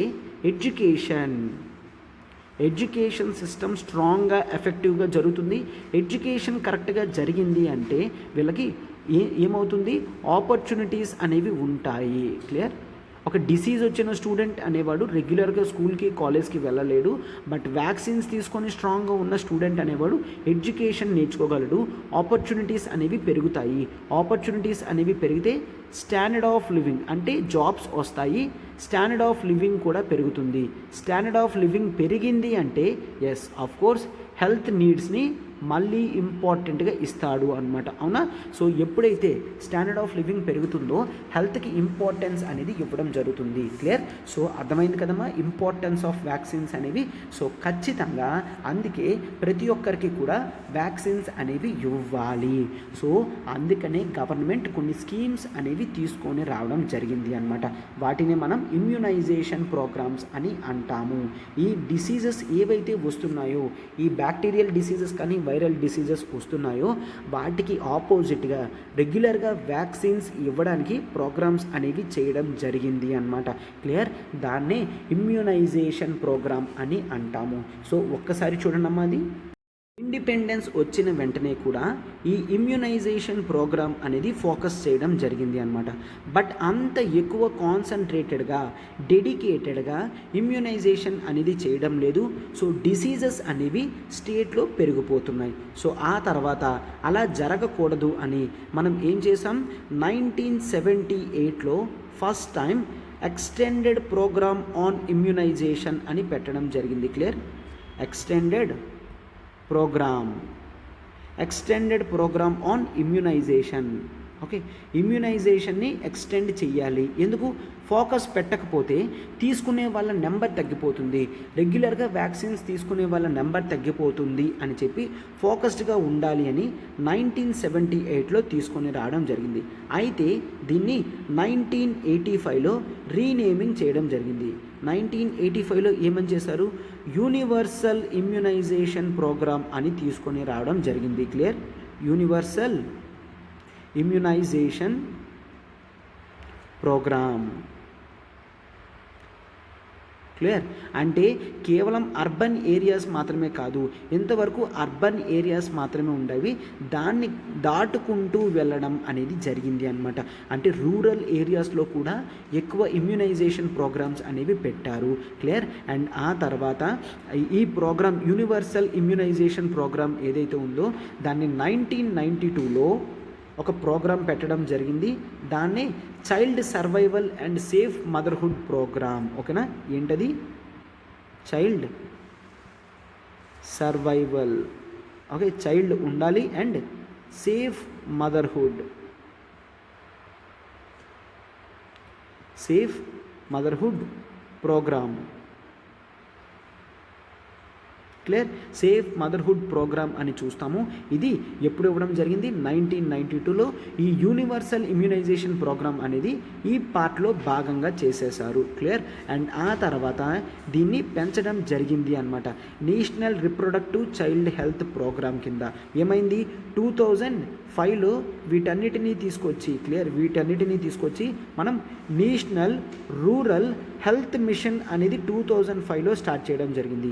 నేషనల్ రూరల్ హెల్త్ మిషన్లో. సో దాంట్లో ఈ యూనివర్సల్ ఇమ్యునైజేషన్ ప్రోగ్రామ్స్ ఇవన్నీ కూడా ఈ నేషనల్ రూరల్ హెల్త్ మిషన్లో కలపడం జరిగింది అన్నమాట. క్లియర్? యూనివర్సల్ ఇమ్యునైజేషన్ ప్రోగ్రామ్ని నేషనల్ రూరల్ హెల్త్ మిషన్లో పెట్టడం జరిగింది. సో ఇది జనరల్గా చూస్తే ఈ యూనివర్సల్ ఇమ్యునైజేషన్ ప్రోగ్రామ్ అనేది వరల్డ్లోనే one of the largest health programs కింద చూస్తాం. ప్రపంచంలో ఎక్కడా కూడా ఎంత ఫోకస్డ్గా ఎంత ఎక్కువ మందికి వ్యాక్సిన్స్ ఇవ్వడం అనేది చూడడం అన్నమాట. క్లియర్? అంటే ప్రతి సంవత్సరం కూడా అట్లీస్ట్ ఒక 3 crore చిల్డ్రన్కి, ఓకే, అంటే పుట్టిన వాళ్ళలో దాదాపుగా ఇవ్వడం జరుగుతుంది. 3 crore చిల్డ్రన్కి అండ్ 3 crore ప్రెగ్నెంట్ ఉమెన్కి వ్యాక్సిన్స్ అనేవి ఇవ్వడం జరుగుతుంది ప్రతి సంవత్సరం. క్లియర్? సో అందుకనే దీన్ని ఏమని చూస్తాము, world's largest public health programme కింద చూస్తాము అన్నమాట. క్లియర్? అండ్ ఆ తర్వాత మనకి అండర్ 5 మోర్టాలిటీ అనేది ఉంటుంది. అంటే బేబీ పుట్టిన తర్వాత 5 సంవత్సరాల లోపల చనిపోతే మోర్టాలిటీ అంటే చనిపోవడం, అండర్ 5 అంటే 5 years రాకముందే చనిపోతే దాన్ని అండర్ 5 మోర్టాలిటీ అని అంటాము. అండర్ 5 మోర్టాలిటీ తగ్గడానికి ఈ ఇమ్యునైజేషన్ అండ్ వ్యాక్సిన్స్ అనేవి చూడాలి. దీన్ని ఏమని చెప్తున్నారు, the most cost effective method అని చెప్తున్నారు. The most cost effective. Clear? So ఇవి కాస్ట్ ఎఫెక్టివ్గా ఉంటున్నాయి అని చెప్పడం జరిగిందనమాట. Most cost effective public health programme కింద వీటిని చూస్తాము అనమాట. క్లియర్. సో అందుకనే అండర్ 5 మోర్టాలిటీ తగ్గడానికి కూడా ఈ ఇమ్యునైజేషన్ అనేది ఇవ్వాలి. క్లియర్. అయితే సార్ యూనివర్సల్ ఇమ్యునైజేషన్ ప్రోగ్రామ్ కింద ఎటువంటి డిసీజెస్కి మీరు వ్యాక్సిన్స్ అనేవి ఇస్తున్నారు, ఐ మీన్ గవర్నమెంట్ ఇస్తుంది అంటే చూడండమ్మా, under universal immunization programme nation మొత్తానికి కూడా టోటల్ యూనివర్సల్ ఇమ్యునైజేషన్ ప్రోగ్రామ్ కింద 12 వ్యాక్సిన్ ప్రివెంటబుల్ డిసీజెస్కి 12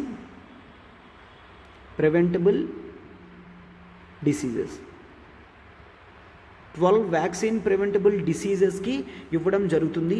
అందులో ఈ 12ని నేను ఎలా డివైడ్ చేస్తానంటే 9 and 3. నేషన్ మొత్తం కూడా 9 ఇవ్వడం జరుగుతుంది.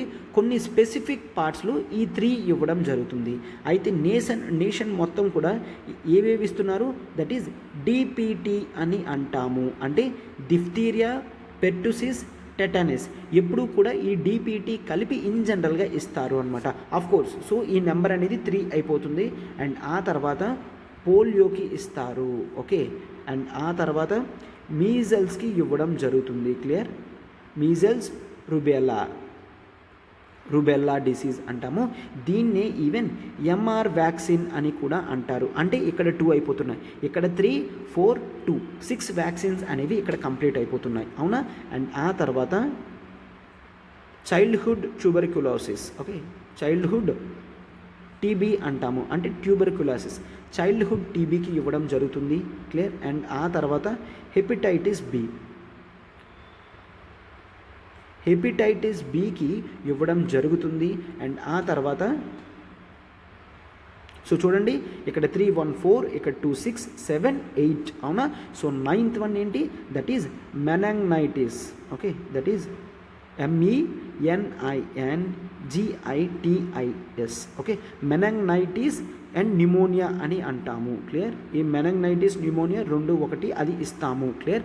సో ఇట్లాగా 9 వెరైటీస్ ఆఫ్ వ్యాక్సిన్ ప్రివెంటబుల్ డిసీజెస్కి మనం ఏమి ఇవ్వడం జరుగుతుంది, యూనివర్సల్ ఇమ్యునైజేషన్ ప్రోగ్రామ్ కింద నేషన్ మొత్తానికి ఇస్తాం. అంటే నేషన్ అంతటికి కూడా ఇది చాలా ఇంపార్టెంట్. అయితే ఈ 3 చూడండి, ఈ 3 కేవలం కొన్ని ఏరియాస్లోనే. ఎందుకు అంటే ఆ కొన్ని ఏరియాస్లోనే వాటి స్ప్రెడ్ అనేది ఉంది అని. ఫస్ట్ ఆఫ్ ఆల్ దాన్ని ఏమంటాం, rotavirus. Okay. Rotavirus డయేరియాని క్రియేట్ చేస్తుంది. సో డయేరియాకి రోటా వైరస్ వ్యాక్సిన్ అనేది ఇవ్వడం జరుగుతుంది అన్నమాట. క్లియర్. సో దీన్ని డయేరియా అని అంటాము, రోటా వైరస్. అండ్ ఆ తర్వాత ఇందాక న్యూమోకోకల్ అన్నాం కదమ్మా, న్యూమోనియా అని, దాన్ని మనం న్యూమోకోకల్. ఓకే. ఇది న్యూమోకోకల్ న్యూమోనియా అనమాట. ఫైన్. న్యూమోకోకల్ న్యూమోనియా కూడా ఇండియాలో ఎక్కడైతే ఎక్కువ స్ప్రెడ్ ఉందో అక్కడే ఇవ్వడం జరుగుతుంది. అండ్ మరొకటి జపనీస్ ఎన్సెఫలైటిస్ అని అంటాము. ఎన్సెఫలైటిస్. క్లియర్. జపనీస్ ఎన్సెఫలైటిస్ అంటాము, సింపుల్గా జేఈ అని అంటారు. ఈ 3 డిసీజెస్ కూడా ఇవి కూడా వ్యాక్సిన్ ప్రివెంటబుల్ డిసీజెస్. సో వీటిని కూడా మనం ఇవి కేవలం ఎక్కడైతే ఎక్కువ స్ప్రెడ్ ఉందో అలాగా ఇస్తాము అనమాట. So under universal immunization programme total 12 diseases ఇస్తాము. 12లో నేషన్ మొత్తం 9కి ఇస్తాము. కొన్ని ప్లేసెస్లో మాత్రమే ఈ 3 డిసీజెస్కి ఇవ్వడం జరుగుతుంది అనమాట. క్లియర్. సో ఎవరైతే చైల్డ్ ఫుల్లీ ఇమ్యునైజ్డ్ అంటాము అంటే సంవత్సరం లోపల ఈ నేషనల్ ఇమ్యునైజేషన్ ఇచ్చిన షెడ్యూల్ ప్రకారం అన్ని వ్యాక్సిన్స్ని తీసుకుంటాడో వాడినే ఫుల్లీ ఇమ్యునైజ్డ్ చైల్డ్ అని అంటారు అని చెప్పడం జరిగింది అనమాట. క్లియర్. ఎస్. అయితే ఈ ప్రోగ్రామ్ని మరింత ముందుకు తీసుకెళ్తూ మిషన్ ఇంద్రధనుష్ అని చెప్పడం జరుగుతుంది. చూడండమ్మా. సో ఏం చూస్తాము, mission Indradhanush. Okay. Mission Indradhanush అని తీసుకొస్తాం. ఎప్పుడు తీసుకొచ్చారు, ఇది 2014లో తీసుకొని రావడం జరిగింది అన్నమాట. సో దీని మెయిన్ గోల్ ఏంటి అంటే to take full immunization. Clear. To take full immunization coverage టోటల్గా ప్రతి చైల్డ్కి కూడా వెళ్ళాలి. ఓకే, ఫుల్ ఇమ్యునైజేషన్ అంటే ఏమంటున్నాము మనం ఆల్రెడీ నేను డెఫినేషన్ అనేది చెప్పాను. ఏంటని, ఫస్ట్ ఇయర్ లోపల ఇమ్యునైజేషన్ షెడ్యూల్ ప్రకారం అన్ని డిసీజెస్కి వ్యాక్సిన్స్ అనేవి తీసుకోవాల్సిన వ్యాక్సిన్స్ అన్నీ తీసుకుంటే దాన్ని ఫుల్ ఇమ్యునైజేషన్ అని అంటాం. ఈ ఫుల్ ఇమ్యునైజేషన్ అనేది at least 90% of newborn baby తీసుకుంటే, newborn baby 90% of people అంటే 100 పీపుల్ న్యూ బోర్న్ బేబీస్ ఉంటున్నారంటే అట్లీస్ట్ 90% పీపుల్ ఫస్ట్ ఇయర్లో ఫుల్లీ ఇమ్యునైజేషన్ అయితే అప్పుడు ఈ ప్రోగ్రామ్ సాటిస్ఫై అయినట్టు అనమాట. మన గోల్ అంతవరకు తీసుకుని వెళ్ళడం అనమాట. ఓకే, సో అయితే జనరల్గా దీనికి తగ్గట్టుగా మనం అడుగులు వేయడం జరుగుతుంది. ఈవెన్ ఈ మిషన్ ఇంద్రధనుష్ ప్రోగ్రాం ప్రకారం చాలా రూరల్ ఏరియాస్, ఈవెన్ హిల్లీ ఏరియాస్కి వెళ్ళి కూడా కవర్ చేయడం జరుగుతుంది అన్నమాట. ఈ మిషన్ ఇంద్రధనుష్ అనేది టోటల్గా ఇండియాలో ఉన్న 554 డిస్ట్రిక్ట్స్కి 554 డిస్ట్రిక్ట్స్కి కూడా వ్యాక్సిన్స్ అనేవి తీసుకొని వెళ్ళడం జరుగుతుంది. ఫైన్. సో ఇది వచ్చిన తర్వాత అఫ్కోర్స్ మనకి వ్యాక్సినేషన్ రేట్స్ కూడా చాలా బాగా పెరగడం జరిగింది అన్నమాట. క్లియర్. సో ప్రోగ్రామ్ అనేది ఇక్కడ 90%కి తీసుకొని వెళ్తున్నారు. But as of now we stand somewhere around 62% అనమాట. అంటే 100 మెంబర్స్ పుడితే 60 మెంబర్స్ దాకా ఫుల్లీ ఇమ్యునైజేషన్ అనేది అవుతుంది. ఫైన్. ఫుల్లీ ఇమ్యునైజేషన్ అనేది అవుతుంది అనమాట. క్లియర్. సో ఒక్కసారి చూడండి, అర్థమైంది కదమ్మా వ్యాక్సిన్ ఇంపార్టెన్స్, ఎందుకు వ్యాక్సిన్ తీసుకోవాలి అదంతా కూడాను. అయితే ఇప్పుడు ఆర్టికల్లో ఏం చెప్తున్నారు, ఆర్టికల్లో ఇప్పుడు కోవిడ్ వచ్చిన తర్వాత, కరోనా వైరస్ కోవిడ్ వచ్చిన తర్వాత 2019 నుంచి 2021 వరకు చాలామంది న్యూ బోర్న్ బేబీస్ వాళ్ళకి మిషన్ ఇంద్రధనుష్ ప్రకారం, యూనివర్సల్ ఇమ్యునైజేషన్ ప్రకారం వ్యాక్సిన్స్ అనేవి సరిగ్గా వెళ్ళలేదు. క్లియర్. సో 2019 ముందు కేవలం 1.4 మిలియన్ పీపుల్ మిస్ అయితే కోవిడ్ టైమ్స్ వల్ల 2.7 మిలియన్ పీపుల్ మిస్ అవుతారు. సో అందుకనే ఆర్టికల్ ఏం చెప్తున్నారు, క్లియర్గా ఎవరైతే అన్వ్యాక్సినేటెడ్ చిల్డ్రన్ ఉన్నారో వాళ్ళ నెంబర్ అనేది డబల్ అయ్యింది అని అంటున్నారనమాట. సో అయితే ఈ డేటా అనేది ఎవరు ఇవ్వడం జరిగింది, WHO వాళ్ళు. And there is one body that is UNICEF. Okay, United nations international children emergency fund. Okay, UNICEF, United nations international child emergency fund. ఓకేనా. సో WHO అంటే వరల్డ్ హెల్త్ ఆర్గనైజేషన్ అని అంటాం. వీళ్ళు రిపోర్ట్ చూసి చెప్పడం జరిగింది అనమాట. ఇక్కడే కాదు, వరల్డ్ అంతా కూడా ఇమ్యునైజేషన్ అనేది తగ్గుతుంది అని చెప్పారనమాట. వరల్డ్ అంతా కూడా దాదాపుగా 5% దాకా పడింది. వరల్డ్ యావరేజ్ అనేది 5%కి తగ్గి ఎంతకు వచ్చింది, 81%కి రావడం జరిగింది. బట్ మనం ఒక్కసారి చూస్తే మన ప్రోగ్రామ్స్ నుంచి మనం ఆల్రెడీ పెరిగాం. 2005 క్లియర్, 2005లో 43% మాత్రమే ఇమ్యునైజేషన్ ఉండేది. ఈ రోజుకి అది 62%కి తీసుకొని వెళ్ళాం 2021 కల్లా. క్లియర్. సో ఇది ఇంకా పెరుగుతుంది. ఆ నెంబర్ని 90కి తీసుకొని రావాలి అనేది మన మెయిన్ గోల్ అనమాట. క్లియర్. సో ఇంపార్టెంట్ వ్యాక్సిన్స్ అన్నిటినీ కూడా చిల్డ్రన్ మిస్ అవుతున్నారు because of corona time. So ఈ టైంలో మనం వాళ్ళకి దగ్గరుండి ఇంపార్టెన్స్ అనేది ఇస్తూ స్పెషల్ ఫోకస్డ్గా చైల్డ్ వెల్ఫేర్ లేదంటే చైల్డ్ లైఫ్ అనేది స్పాయిల్ అవుతుంది. అవునా. సో అట్లా కాకుండా ఖచ్చితమైన రోల్ అనేది తీసుకోవాలి. క్లియర్. సో అందుకే ఆర్టికల్ ఇవ్వడం జరిగింది.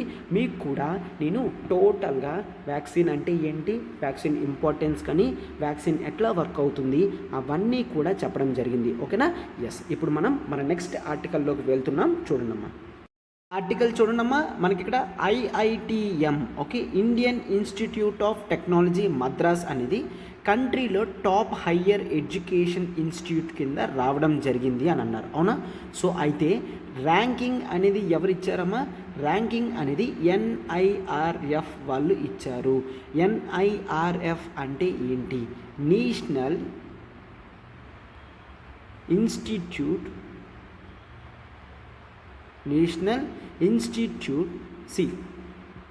Ranking framework. Clear. National institutional ranking framework అని చూస్తాం, NIRF. అయితే మీరు చూడాల్సింది ఈ NIRF ఏంటి సార్? ఈ NIRF అనేది ఎక్కడ ఉంది? మినిస్ట్రీ ఆఫ్ ఎడ్యుకేషన్ దగ్గర ఉంటుంది. క్లియర్. మినిస్ట్రీ ఆఫ్ ఎడ్యుకేషన్ కింద ఉంటుంది. దీని మెయిన్ పర్పస్ ఏంటి? ఇండియాలో ఉన్న ఎడ్యుకేషనల్ ఇన్స్టిట్యూషన్స్కి ర్యాంకింగ్ అనేది ఇస్తుంది అన్నమాట. సార్ అయితే ఈ NIRF ర్యాంకింగ్ ఎప్పటి నుంచి స్టార్ట్ చేశారు? 2015 నుంచి NIRF ర్యాంకింగ్ అనేది స్టార్ట్ చేయడం జరిగిందనమాట. క్లియర్. 2015 నుంచి స్టార్ట్ చేశారు. అండర్ మినిస్ట్రీ ఆఫ్ ఎడ్యుకేషన్ కింద ఉంటుంది. క్లియర్. అయితే ఇది చూస్తే ర్యాంకింగ్ అనేది ఎవ్రీ ఇయర్ రిలీజ్ చేస్తూ ఉంటుంది. సార్ రిలీజ్ చేయడానికి పారామీటర్స్ ఆర్ క్రైటీరియా అనేది కావాలి కదా. ఆ క్రైటీరియా ఏంటి? ఆ క్రైటీరియా అనేది ఒక్కసారి చూడండమ్మా. ఈ బేసిస్ ఆఫ్ దీస్ క్రైటీరియా వీళ్ళకి ర్యాంకింగ్ అనేది ఇవ్వడం జరుగుతుంది. First of all teaching, learning and resources. Teaching అంటే ఒక కాలేజ్లో టీచింగ్ ఎలా ఉంది, స్టూడెంట్స్ లెర్నింగ్ ప్రాసెస్ ఎలా ఉంది, అండ్ రిసోర్సెస్ ఎటువంటి రిసోర్సెస్ ఆ ఇన్స్టిట్యూషన్లో అవైలబుల్గా ఉన్నాయి అనేది చూస్తారు. అండ్ ఆ తర్వాత రీసెర్చ్కి ఎంత ఇంపార్టెన్స్ అనేది ఇస్తున్నారు, అండ్ ప్రొఫెషనల్ ప్రాక్టీసెస్ అనేవి అక్కడ ఎలా జరుగుతున్నాయి. క్లియర్. కేవలం రీసెర్చ్ మాత్రమే కాదు, ఈవెన్ ప్రొఫెషనల్ ప్రాక్టీసెస్ కూడా ఎలా జరుగుతున్నాయి అనేది చూడడం జరుగుతుంది. అండ్ ఆ తర్వాత గ్రాడ్యుయేషన్ అవుట్కమ్స్ కూడా చూస్తారు. ఓకే, స్టూడెంట్స్ వాళ్ళు ఏ విధంగా గ్రాడ్యుయేషన్ అయి ఎంత పర్సంటేజెస్తో ఎట్లా క్వాలిఫై అవుతున్నారు అనేది కూడా చూడడం జరుగుతుంది. అండ్ ఆ తర్వాత out reach. Clear. Out reach దీని స్ప్రెడ్ ఎంతవరకు ఉంది అండ్ ఎంతమందిని ఇన్క్లూజివ్గా చేర్చుకుంటుంది. ఇన్క్లూజివిటీ అంటే ఫారిన్ కంట్రీస్ నుంచి కూడా వచ్చి జాయిన్ అవుతారు కదమ్మా, అలా ఇన్క్లూజివిటీ కూడా ఉంటుంది. అండ్ ఆ తర్వాత ఇన్ జనరల్గా ప్రజలకి ఆర్ నార్మల్ పీపుల్కి ఎటువంటి పర్సెప్షన్ ఉంది ఈ ఇన్స్టిట్యూట్ మీద, ఈ 5 క్రైటీరియా మీద చూస్తూ ర్యాంకింగ్ అనేది ఇవ్వడం జరిగింది. సో ఇప్పుడు నేను జూమ్ చేస్తాను, ఇక్కడ ర్యాంకింగ్ అనేది చూడండి అమ్మా. ఈ రిపోర్ట్ కార్డ్ ప్రకారం 10 ఇన్స్టిట్యూషన్స్ అనేవి ర్యాంకింగ్ ఎలా ఉందో చూడండి. ఫస్ట్ వన్ IIT మద్రాస్ ఉంది. Second one Indian institute of sciences Bengaluru ఉంది. Indian institute of technology IIT Bombay, IIT Delhi, IIT Kanpur, IIT Kharagpur, IIT Roorkee, IIT Guwahati and AIIMS all India institute of medical sciences 9th ప్లేస్లో ఉంది. Jawaharlal Nehru university 10th ప్లేస్లో ఉండడం జరిగింది. ఓకేనా. సో ఈ విధంగా రిపోర్ట్ కార్డ్ అనేది ఇవ్వడం జరిగింది. క్లియర్. సో ఇంతవరకు మనం చూసాం ఎటువంటి క్రైటీరియా ఉంటుంది అండ్ ఎవరు తీసుకొని వస్తున్నారు అని. అయితే మీరు ఈ రిపోర్ట్ కార్డ్ అలా అబ్జర్వ్ చేస్తే మనకి జనరల్గా యూనివర్సిటీస్లో first of all Indian institute of sciences Bengaluru అనేది టాప్లో రావడం జరిగింది. ఆ తర్వాత జవహర్లాల్ నెహ్రూ యూనివర్సిటీ, తర్వాత జామియా మిలియా ఇస్లామియా యూనివర్సిటీ, జాదవ్పూర్ యూనివర్సిటీ, అమృత విశ్వ విద్యాపీఠ్ యూనివర్సిటీ, ఇవి టాప్ 5లో ఉండడం జరిగింది అని చెప్తున్నారు. Top colleges. సార్ ఈ నేమ్స్ ఇవన్నీ కూడా మేము తెలుసుకోవడం అవసరమా? ఇన్ జనరల్గా ఇండియాలో ఎడ్యుకేషన్ సిస్టమ్ ఎలా ఉంది అంటే మీరు కొన్ని కాలేజెస్ కోట్ చేయడానికన్నా, కొన్ని ఇన్స్టిట్యూషన్స్ యూనివర్సిటీస్ నేమ్ చేయడానికైనా మినిమం బేసిక్ అవేర్నెస్ అనేది మనకి చాలా ఇంపార్టెంట్ అన్నమాట. అందుకే ఈ ఆర్టికల్ పిక్ చేయడం జరిగింది. అండ్ ఎంతవరకు ఇంపార్టెంటో అవి మాత్రమే నేను చెప్తున్నాను. ఓకేనా. సో యూనివర్సిటీస్ చూసాం.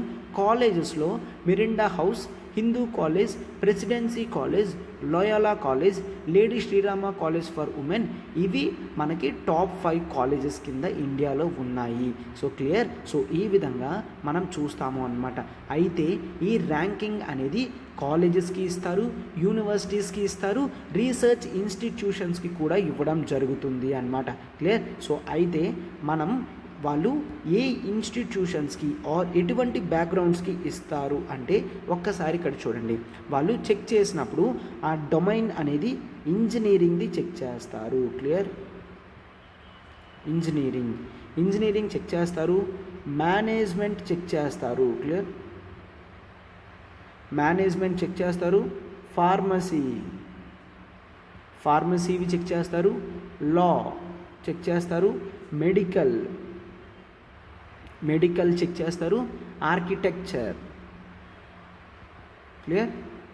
ఆర్కిటెక్చర్ చెక్ చేస్తారు అండ్ ఆ తర్వాత ఈవెన్ డెంటల్, ఈ ఫీల్డ్స్లో ఉన్న కాలేజెస్ కానీ ఇన్స్టిట్యూషన్స్ కానీ వీటన్నిటినీ కూడా చెక్ చేయడం జరుగుతుంది అని చెప్తున్నారనమాట. ఫైన్. సో ఈ విధంగా టోటల్గా ఎన్ని ఇన్స్టిట్యూషన్స్ చెక్ చేశారు? ఇండియాలో ఉన్న 4786 ఇన్స్టిట్యూషన్స్ని చెక్ చేసి వాటికి ర్యాంకింగ్ ఇవ్వడం జరిగింది అని మనం చూస్తామన్నమాట. క్లియర్. సో ఎక్రిడిషన్స్ ఆర్ ఇటువంటి ర్యాంకింగ్ అనేది ఇచ్చారు అంటే గ్లోబల్ లెవెల్లో మన ఇన్స్టిట్యూషన్స్ మీద ఉన్న నమ్మకం కూడా పెరుగుతుంది అన్నమాట. వాళ్ళు ఎట్లా ఇచ్చారు ఏంటి ఇదంతా కూడా మనం జనరల్గా ఇవ్వడం జరుగుతుంది. Clear.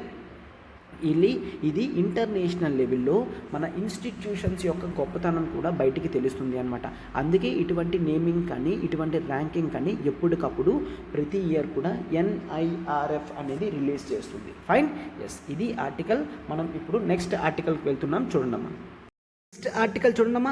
The Ukraine war and the return to యూరోసెంట్రిజం.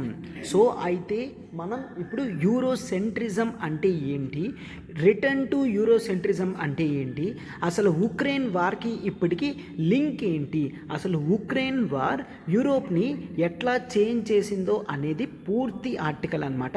Article చాలా బ్యూటిఫుల్గా హ్యాపీమాన్ జాకబ్ గారి చేత రాయడం జరిగింది అనమాట. నేను ఎప్పుడు చెప్తాను, హ్యాపీమాన్ జాకబ్ వచ్చినప్పుడు ఈ ఆర్టికల్ అనేది మనకి చాలా ఇంపార్టెంట్. ఓకే, ఈ ఆర్టికల్ మనకి ఎక్కడ important? It is in GS2 international relations. Clear. GS2 international relations ఆర్టికల్లో హ్యాపీమాన్ జాకబ్ గారి ఆర్టికల్ చాలా ఇంపార్టెంట్ అనమాట. క్లియర్. అండ్ ఈవెన్ ఈ PSIR ఆప్షనల్ స్టూడెంట్స్కి కూడా ఇది బ్యూటిఫుల్ క్రిటికల్ అనాలిసిస్ అనేది ఇవ్వడం జరుగుతుంది అనమాట. క్లియర్. ఎస్, ఆర్టికల్ని మనం నీట్గా డీకోడ్ చేద్దాము. చూడండమ్మా. ఫస్ట్ ఆఫ్ ఆల్ యూరోసెంట్రిజం అని అన్నాడు కదా, అయితే యూరోసెంట్రిజం అంటే ఏంటో చూడండమ్మా. సెంట్రిజం అంటే ఏంటి? టేకింగ్ సెంటర్ అని. ఓకేనా. సెంట్రిజం అంటే ఏంటి? టేకింగ్ సెంటర్ అంటే ఏంటి? సెంటర్ ఎవరు తీసుకుంటారు? ఎవరైతే పవర్ఫుల్లో వాళ్ళే ఎప్పుడూ కూడా సెంట్రల్ పొజిషన్ అనేది తీసుకుంటారు. ఓకేనా. సెంటర్ అంటే ఇక్కడ సెంట్రల్ పొజిషన్ అని మీనింగ్ అనమాట. ఎవరైతే పవర్లో ఉంటారో వాళ్ళే సెంట్రల్ పొజిషన్ హోల్డ్ చేస్తారు. సెంట్రల్ పొజిషన్ హోల్డ్ చేస్తే ఇప్పుడు సార్ యూరోసెంట్రిజం అంటే ఇక్కడ యూరోప్ అనేది సెంట్రల్ పొజిషన్ తీసుకుంటుందా? ఎస్, యూరోసెంట్రిజం అంటే ఏమని చెప్తాము? Europe is taking the central position. Sir అయితే ఈ సెంట్రల్ పొజిషన్ దేంట్లో? Central position in the politico strategic affairs. International రిలేషన్స్లో country relations, politico strategic in politico strategic affairs. Clear. Political అఫైర్స్కి అండ్ ఇంకా స్ట్రాటజిక్ అఫైర్స్కి అన్నిటిలో కూడా వరల్డ్లో సెంట్రల్ రిలేషన్ తీసుకుంటుంది యూరోప్ అని చెప్పడాన్ని యూరోసెంట్రిజం అని అంటాము. సార్ అయితే సెంట్రల్ పొజిషన్ తీసుకుంటే దాన్ని మనం ఫాలో అవ్వాలా? ఎస్, ఎవరైనా ఇలా యూరోసెంట్రిజం అని అంటున్నాము అంటే అర్థం ఏంటి? యూరోప్లో ఉన్న పొలిటికల్ ఫిలాసఫీ వరల్డ్ అంతా కూడా ఫాలో అవుతుంది. యూరోప్లో ఉన్న ఎకనామిక్ స్ట్రక్చర్ వరల్డ్ అంతా కూడా ఫాలో అవుతుంది. యూరోప్లో ఉన్న మార్కెటే ప్రొడక్ట్స్ ఏవి తయారు చేయాలి ఏంటి అని డిసైడ్ చేస్తుంది. అండ్ యూరోప్లో ఉన్న కల్చరల్ ప్యాటర్న్సే మనందరం కూడా ఫాలో అవుతాము. దాన్నే యూరోసెంట్రిజం అని అంటాము. ఓకే, యూరోసెంట్రిజం అంటే that is particularly related to Europe. అదే ఇండియా సెంట్రిజం అన్నామనుకోండి, పర్టికులర్లీ రిలేటెడ్ టు ఇండియా. చైనిక్ సెంట్రిక్ అని అన్నామనుకోండి, చైనా ఏది ఫాలో అయితే అది. అట్లాగా. ఓకే, అయితే ఫస్ట్ ఆఫ్ ఆల్ యూరోసెంట్రిజం అని ఎందుకు అంటాము అంటే ఈవెన్ మనం హిస్టరీ చూసుకున్నా, ఓకే, వరల్డ్ హిస్టరీ చూసుకున్నా కూడా చేంజెస్ అన్నీ కూడా యూరోప్లోనే రావడం జరిగింది. యూరోప్ అనేది both political, economic, social, cultural ప్రతి దాంట్లో కూడా సెంట్రల్ స్టేజ్ ఉండేది ఎప్పుడూ కూడా యూరోప్ అనమాట. అది మనం హిస్టరీలో చూస్తాం, అవునా? సో అప్పట్లో యూరోసెంట్రిజం అనేది ఎగ్జాక్ట్గా జరిగింది. వరల్డ్ అంతా కూడా యూరోప్ వైపే చూసేవన్నమాట. ఎందుకు? యూరోప్ మీరు తీసుకుంటే పవర్ఫుల్ కంట్రీస్ అక్కడ ఉన్నాయి. ఫర్ ఎగ్జాంపుల్ యూకే కానీ, ఫ్రాన్స్ కానీ, అప్పట్లో పవర్ఫుల్ స్పెయిన్ కానీ, పోర్చుగల్ కానీ, వీళ్ళే ఎక్స్ప్లోరేషన్స్ చేసేవాళ్ళు, వీళ్ళే ఇన్వెస్ట్మెంట్స్ చేసేవాళ్ళు, డిఫెన్స్ మీద కూడా వీళ్ళే ఖర్చు పెట్టేవారు, అవునా?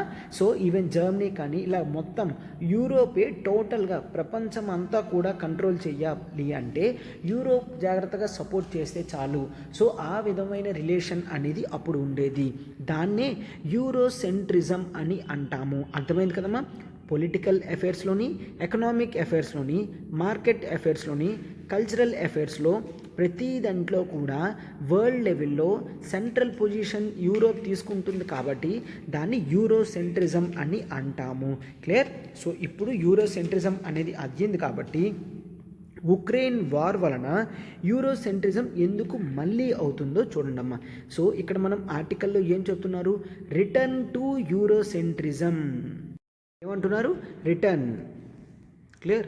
రిటర్న్ టు యూరోసెంట్రిజం అని అంటున్నామంటే ఏంటి? మళ్ళీ యూరోసెంట్రిజం వైపు వెళ్తున్నాము అని. మళ్ళీ వెళ్ళడం అంటే అర్థం ఏంటి? ఆల్రెడీ వెళ్ళి వచ్చిన తర్వాత మళ్ళీ వెళ్తే దాన్ని రిటర్న్ టు యూరోసెంట్రిజం అని అంటామా? అంటే హిస్టరీలో మనం యూరోప్ని టాప్ పొజిషన్లో చూడడం జరిగింది. ఓకే, ఆ తర్వాత యుఎస్ఏ ఫార్మ్ అయిన తర్వాత even after world war 1 and world war 2 తర్వాత మాత్రమే మొత్తం రిలేషన్స్ అంతా కూడా యుఎస్ఏ వైపు చేంజ్ అవ్వడం జరిగింది. క్లియర్? యుఎస్ఏ వైపు అప్పుడే చేంజ్ చేయడం జరిగింది. అండ్ ఆ తర్వాత మాత్రమే ఇప్పుడు ప్రపంచం అంతా కూడా కోర్స్ అమెరికా అండ్ మరికొన్ని రైజింగ్ పవర్స్ వైపు చూస్తున్నాయి. బట్ వరల్డ్ వార్ 2 అయినంత తర్వాత మనం అమెరికా కంప్లీట్ కంట్రోల్ యూరోప్ మీద తీసుకుంది అని చూస్తాం, అవునా? సో అక్కడ ఉన్న ఓషన్ ఏంటి? లెట్స్ టేక్ ఇక్కడ యుఎస్ఏ ఉంటే ఇక్కడ యూరోప్ ఉన్నది అంటే మధ్యలో ఉన్న ఓషన్ ఏంటది? That is nothing but Atlantic ocean, అవునా? Atlantic ocean.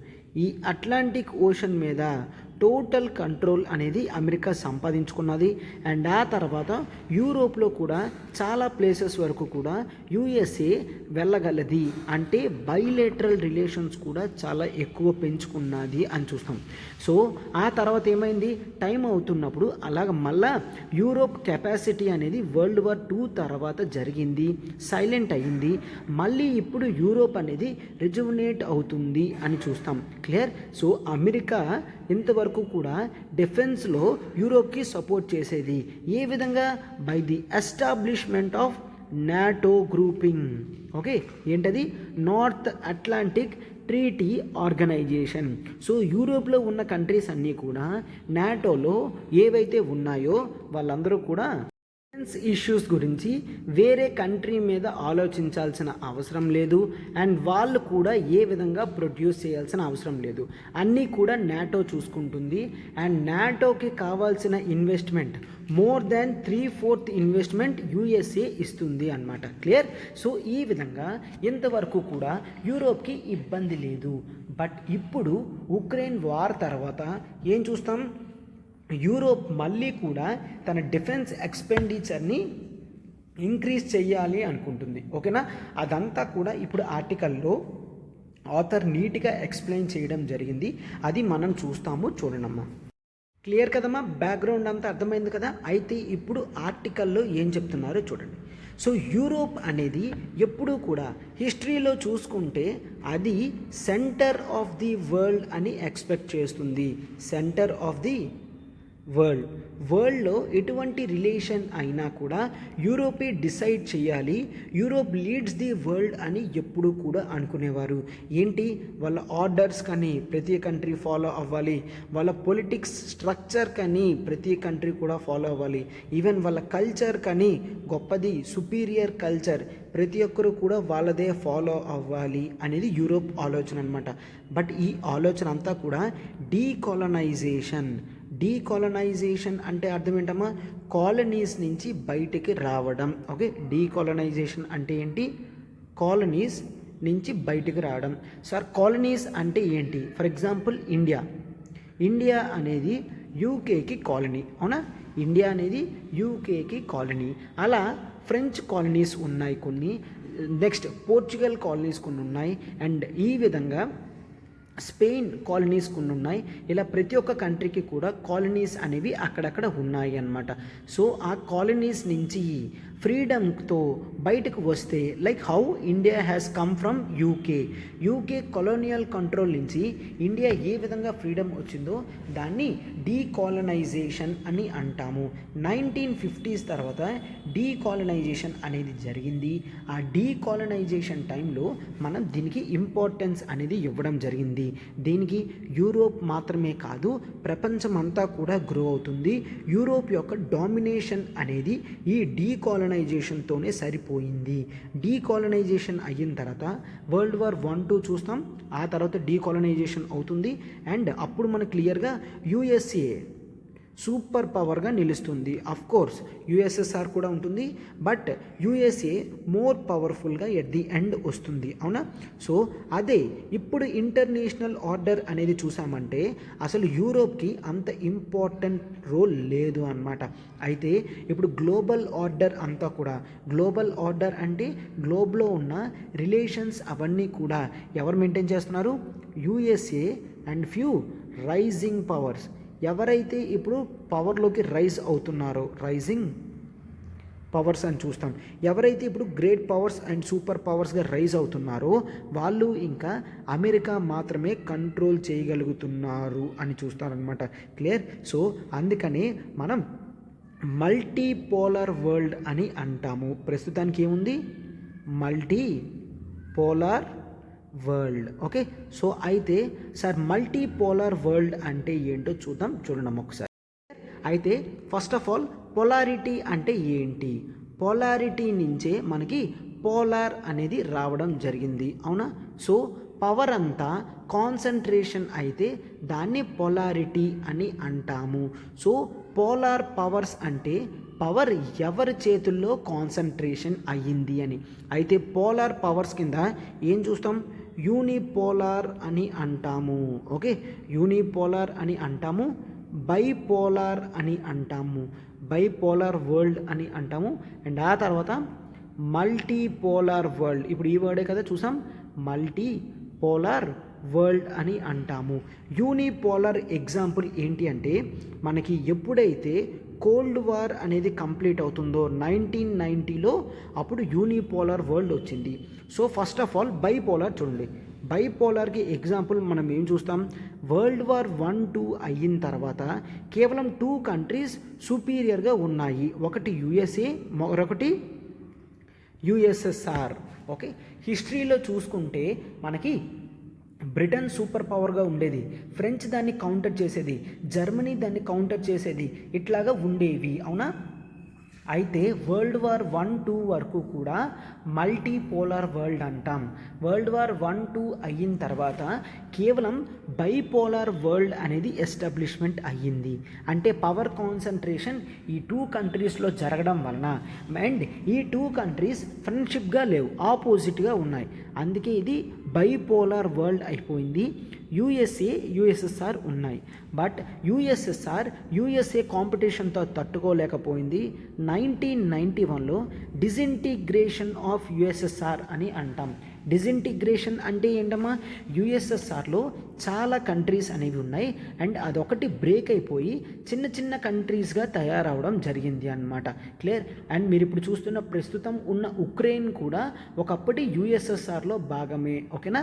సో ఈ విధంగా ఎస్టోనియా, లత్వియా, లిథువానియా, తర్వాత సెంట్రల్ ఏషియన్ రిపబ్లిక్స్ ఉన్నాయి కదా, అవి కూడా యుఎస్ఎస్ఆర్లో భాగమే అన్నమాట. ఇవన్నీ కూడా డిజింటిగ్రేట్ అవ్వడం జరిగింది 1991లో. అప్పుడు బైపోలార్ వరల్డ్ ఉండేది. డిజింటిగ్రేట్ అయిన తర్వాత యూనిపోలార్ వరల్డ్ అంటే single super power country USA మాత్రమే నిల్చోవడం జరిగింది అనమాట. క్లియర్? సో యుఎస్ఎస్ఆర్ ఉండేది, బట్ యుఎస్ఎస్ఆర్ కాంపిటీషన్ నుంచి పక్కకు వెళ్ళిపోయిన తర్వాత కేవలం ఒకే ఒక కంట్రీ దాని పవర్కి తిరుగులేదు అన్నట్టు ఉంటే యూనిపోలార్ అని అంటాము. ఓకేనా? అయితే ఆ సిచ్యువేషన్ నుంచి ఇప్పుడు మనం మల్టీపోలార్ వైపు రావడం జరిగింది. మల్టీపోలార్ వైపు వైపు అంటే కేవలం ఇంపార్టెన్స్ అనేది ఒక్క కంట్రీకే కాదు, క్లియర్, యుఎస్ఏకి మాత్రమే కాదు. ఇప్పుడు రైజింగ్ పవర్స్లో ఇండియా ఉన్నది, క్లియర్. రైజింగ్ పవర్స్లో మనం జనరల్గా ఏం చూస్తాం, చైనా, ఇండియా ఉన్నది, చైనా ఉన్నది, even we have to take Brazil చూస్తాము. సో ఈ విధంగా పవర్ఫుల్ డెవలపింగ్ కంట్రీస్ అనేవి ఉన్నాయి అని చూస్తాం, క్లియర్. సో అవన్నీ కలిపి ఇండివిజువల్గా ఉన్నప్పుడు అవన్నీ ఒక దగ్గర ఉన్నాయి అంటే మల్టీపోలార్ వరల్డ్ అని అంటాము, క్లియర్. మల్టీపోలార్ వరల్డ్ అంటే అర్థమైంది కదమ్మా, పవర్ అంతా కాన్సన్ట్రేషన్ అయితే యూనిపోలార్ అంటాం, కేవలం రెండిట్లో కాన్సన్ట్రేషన్ అయితే బైపోలార్ అంటాం, ఇట్లాగా చాలా ఎక్కువ కంట్రీస్ మీద కాన్సన్ట్రేషన్ అయితే మల్టీపోలార్ వరల్డ్ అని అంటాము, ఓకేనా. సో ఈ మల్టీపోలార్ వరల్డ్ గురించి ఆలోచించి ఇండియా దీన్ని వద్దన్నది అనమాట. ఏం వద్దన్నది, కేవలం యుఎస్ఏ మాత్రమే పవర్ఫుల్ కాదు, యుఎస్ఎస్ఆర్ మాత్రమే పవర్ఫుల్ కాదు, అట్లా పవర్స్ ఏమీ పెట్టుకోవద్దు, ఫ్రెండ్షిప్గానే ఉందాము అనేసి. బట్ జనరల్గా ఇంటర్నేషనల్ రిలేషన్స్లో స్ట్రాటజిక్ రైటర్స్ అందరూ కూడా మల్టీపోలార్ వరల్డ్ అనే కోట్ చేస్తారు అన్నమాట, clear. And yes, of course ఈ మల్టీపోలార్ వరల్డ్లో ఇండియా కూడా one of the superior powers అని చూస్తాము. సో చూసారు కదమ్మా, పోలార్ వరల్డ్లో unipolar, bipolar and multipolar world అని అంటాము అనమాట, క్లియర్. సో అయితే వార్ అండ్ ఇన్సెక్యూరిటీ అనేది ఈ పోలార్ వరల్డ్ నుంచి ఒక్కసారి చూడండి, యూరోప్ పవర్ తగ్గిపోయింది కదా, యూరోప్ పవర్ తగ్గిపోయిన తర్వాత మళ్ళీ ఇప్పుడు యూరోప్ తన పవర్ని పెంచుకోవాలి అనుకుంటుంది. ఎందుకు, దాని రీజన్స్ ఏంటి, ప్రతిదీ కూడా ఇప్పుడు 1 by 1 డిస్కస్ చేద్దాం, చూడండమ్మా. ఇప్పుడు వార్ అనేది ఏ సిచ్యువేషన్లో తీసుకెళ్ళిందో చూడండమ్మా. ఎప్పుడైతే రష్యా అనేది ఉక్రెయిన్ మీద వార్ స్టార్ట్ చేసిందో, రష్యా ఉక్రెయిన్ మీద వార్ స్టార్ట్ చేసిందో, జనరల్గా మనం ఏం చూస్తాము, రష్యన్ అగ్రెషన్ ఆన్ ఉక్రెయిన్ అనేది చూస్తాము. రష్యన్ అగ్రెషన్ అంటే ఏంటి, ఆల్రెడీ ఉక్రెయిన్ అనేది రష్యాలో భాగంగా ముందు యుఎస్ఎస్ఆర్లో ఉండేది. యుఎస్ఎస్ఆర్ డిజింటిగ్రేట్ అయిన తర్వాత ఉక్రెయిన్ సెపరేట్ కంట్రీ అయ్యింది. అయితే ఒక్కసారి చూడమ్మా, డిజింటిగ్రేషన్ అయిన తర్వాత రష్యా కింద తయారైన యుఎస్ఎస్ఆర్ ఏమనుకుంటుంది, ముందు వరకు తన ఇన్ఫ్లుయెన్స్లో ఉన్న కంట్రీస్ అన్నీ కూడా ఎప్పటికీ తన కంట్రీ ఇన్ఫ్లుయెన్స్లోనే ఉండాలి అని అనుకుంటుంది, అవునా. బట్ ఉక్రెయిన్ మాత్రం ఏం చెప్పింది, యూరోపియన్ యూనియన్లో జాయిన్ అవుతాను, నాటోలో జాయిన్ అవుతాను అని ఇట్లాగా చెప్పడం జరిగింది. సో అందుకే రష్యా థ్రెట్కి ఫీల్ అయ్యి ఉక్రెయిన్ని వార్ స్టార్ట్ చేసింది అని రష్యా ఆర్గ్యుమెంట్స్, అవునా. బట్ అయితే ఈ సిచ్యువేషన్ అనేది హోల్ యూరోప్ని చేంజ్ చేసేసింది. ఎందుకు, యూరోప్ని ఆనుకుంటూ ఉక్రెయిన్ కంట్రీ ఉన్నది కాబట్టి మనం జనరల్గా ఏం చూస్తాము, నెక్స్ట్ వెంటనే సెక్యూరిటీ పరంగా థ్రెట్ వచ్చేది ఎవరికి, యూరోప్కి అని చూస్తాం. సో అందుకే ఎంతవరకు మనకు యుఎస్ఏ టోటల్గా డిఫెన్స్ వరకు కూడా అన్ని యుఎస్ఏ చూసుకునేది. బట్ ఇప్పుడు యుఎస్ఏ చూస్తుందా, అయినా యుఎస్ఏ మీద ఆలోచించడానికి దేనికి అని చెప్పి చూడండి, టోటల్ ట్రాన్స్ అట్లాంటిక్ అని అంటాము. ట్రాన్స్ అట్లాంటిక్ సెక్యూరిటీ ల్యాండ్స్కేప్ అని అంటాం, క్లియర్. ట్రాన్స్ అట్లాంటిక్ సెక్యూరిటీ ల్యాండ్స్కేప్ అని అంటాము అనమాట. అంటే అట్లాంటిక్ ఓషన్ చుట్టూ టోటల్గా సెక్యూరిటీ పరంగా ఎక్కువ ఇంపార్టెన్స్ అనేది అమెరికా ఇవ్వడం జరిగింది. అండ్ సెక్యూరిటీలో ఎప్పటికీ కూడా టాప్ సెక్యూరిటీ ప్రొవైడర్ యుఎస్ఏ అని చూస్తాం, క్లియర్. ఎస్, అయితే ఇప్పుడు రష్యా ఎప్పుడైతే ఉక్రెయిన్ మీద వార్ స్టార్ట్ చేసిందో ఏమైంది, యూరోప్కి సెక్యూరిటీ కాన్షియస్నెస్ అనేది పెరిగింది. Europe security consciousness, okay. ఇంతవరకు కూడా రష్యా అంత ఫెరోషియస్గా అగ్రెసివ్గా ఉండలేదు. సడన్గా రష్యా చేంజ్ చేసేసరికి యూరోప్కి కూడా సెక్యూరిటీ కాన్షియస్నెస్ వచ్చింది. మనం వరల్డ్ వార్ 2 ఒక్కసారి చూస్తే వరల్డ్ వార్ 1, 2 తర్వాత the whole concept of war అనేది చేంజ్ అయిపోయింది. యూరోప్ ఎప్పుడూ కూడా యాక్టివ్గా ఉన్న యూరోప్ అనేది ఒకేసారి ప్యాసివ్ స్టేజ్లోకి వెళ్ళిపోయింది. అంటే ఇంటర్నేషనల్లో కూడా ఎటువంటి వార్స్కి సపోర్ట్ చేయలేదు, ఎటువంటి గ్రేట్ పొజిషన్స్ కూడా ఎక్స్పెక్ట్ చేయలేదు అనమాట. ప్యాసివ్గానే ముందు మొత్తం యూరోప్ ఎకనామికల్ రీకన్స్ట్రక్షన్ జరగాలి అని ఇంటర్నేషనల్ అఫైర్లో సెక్యూరిటీ కాన్షియస్నెస్ని కూడా పట్టించుకోకుండా ఒక యూనియన్లా ఉన్నాయి, అవునా? బట్ ఈ హోల్ సిచ్యువేషన్ అనేది ఏం చూస్తాము, ప్యాసివ్ అంటే చాలా సైలెంట్ అమ్మా. ఈ హోల్ సిచ్యువేషన్ అంతా కూడా మొత్తం మళ్ళీ సెక్యూరిటీ అనేది ఇప్పుడు చాలా ఇంపార్టెంట్, అమెరికా మీద మనం డిపెండ్ అవ్వకూడదు అని వీళ్ళు అనుకుంటున్నారనమాట. అండ్ మళ్ళీ వీళ్ళు మెయిన్ ఏం ఎక్స్పెక్ట్ చేస్తున్నారు చూడండి, 2024లో క్లియర్, 2024లో ట్రంప్ మళ్ళీ అమెరికన్ ప్రెసిడెంట్ అయ్యే ఛాన్సెస్ ఉన్నాయి అని ఎక్స్పెక్ట్ చేస్తున్నారనమాట. చూడండి, 2024 యుఎస్ఏ జరిగే ఎలక్షన్స్లో ట్రంప్ ఒకవేళ గెలిచాడు అంటే అప్పుడు యూరోప్కి మళ్ళీ ప్రాబ్లం వస్తుంది అన్నమాట. ఎందుకు, ట్రంప్ టైంలో ఏం చూస్తాం, టోటల్ ట్రాన్స్ అట్లాంటిక్ డిఫెన్స్ మీద మేమే ఎక్కువ స్పెండ్ చేస్తున్నాం, యూరోపియన్ కంట్రీస్ అసలు స్పెండ్ చేయడం లేదు, ఫ్రీగా సర్వీస్ తీసుకుంటున్నారు అన్న వర్డ్స్ అనేవి ఫస్ట్ టైం ట్రంప్ వచ్చినప్పుడు రిలీజ్ చేయడం జరిగింది, అవునా?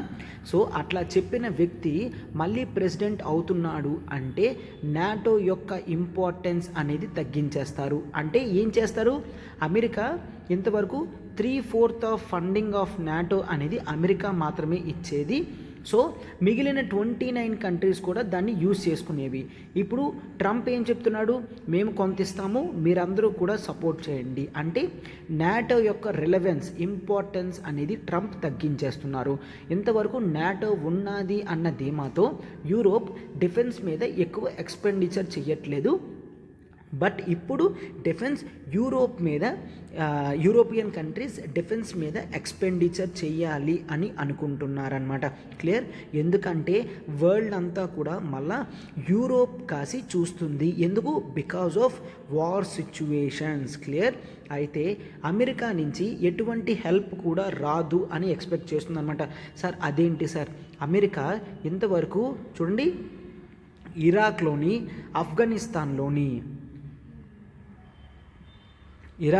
ఆఫ్ఘనిస్తాన్లోని అన్వాంటెడ్ వార్స్లో స్టార్ట్ అయింది.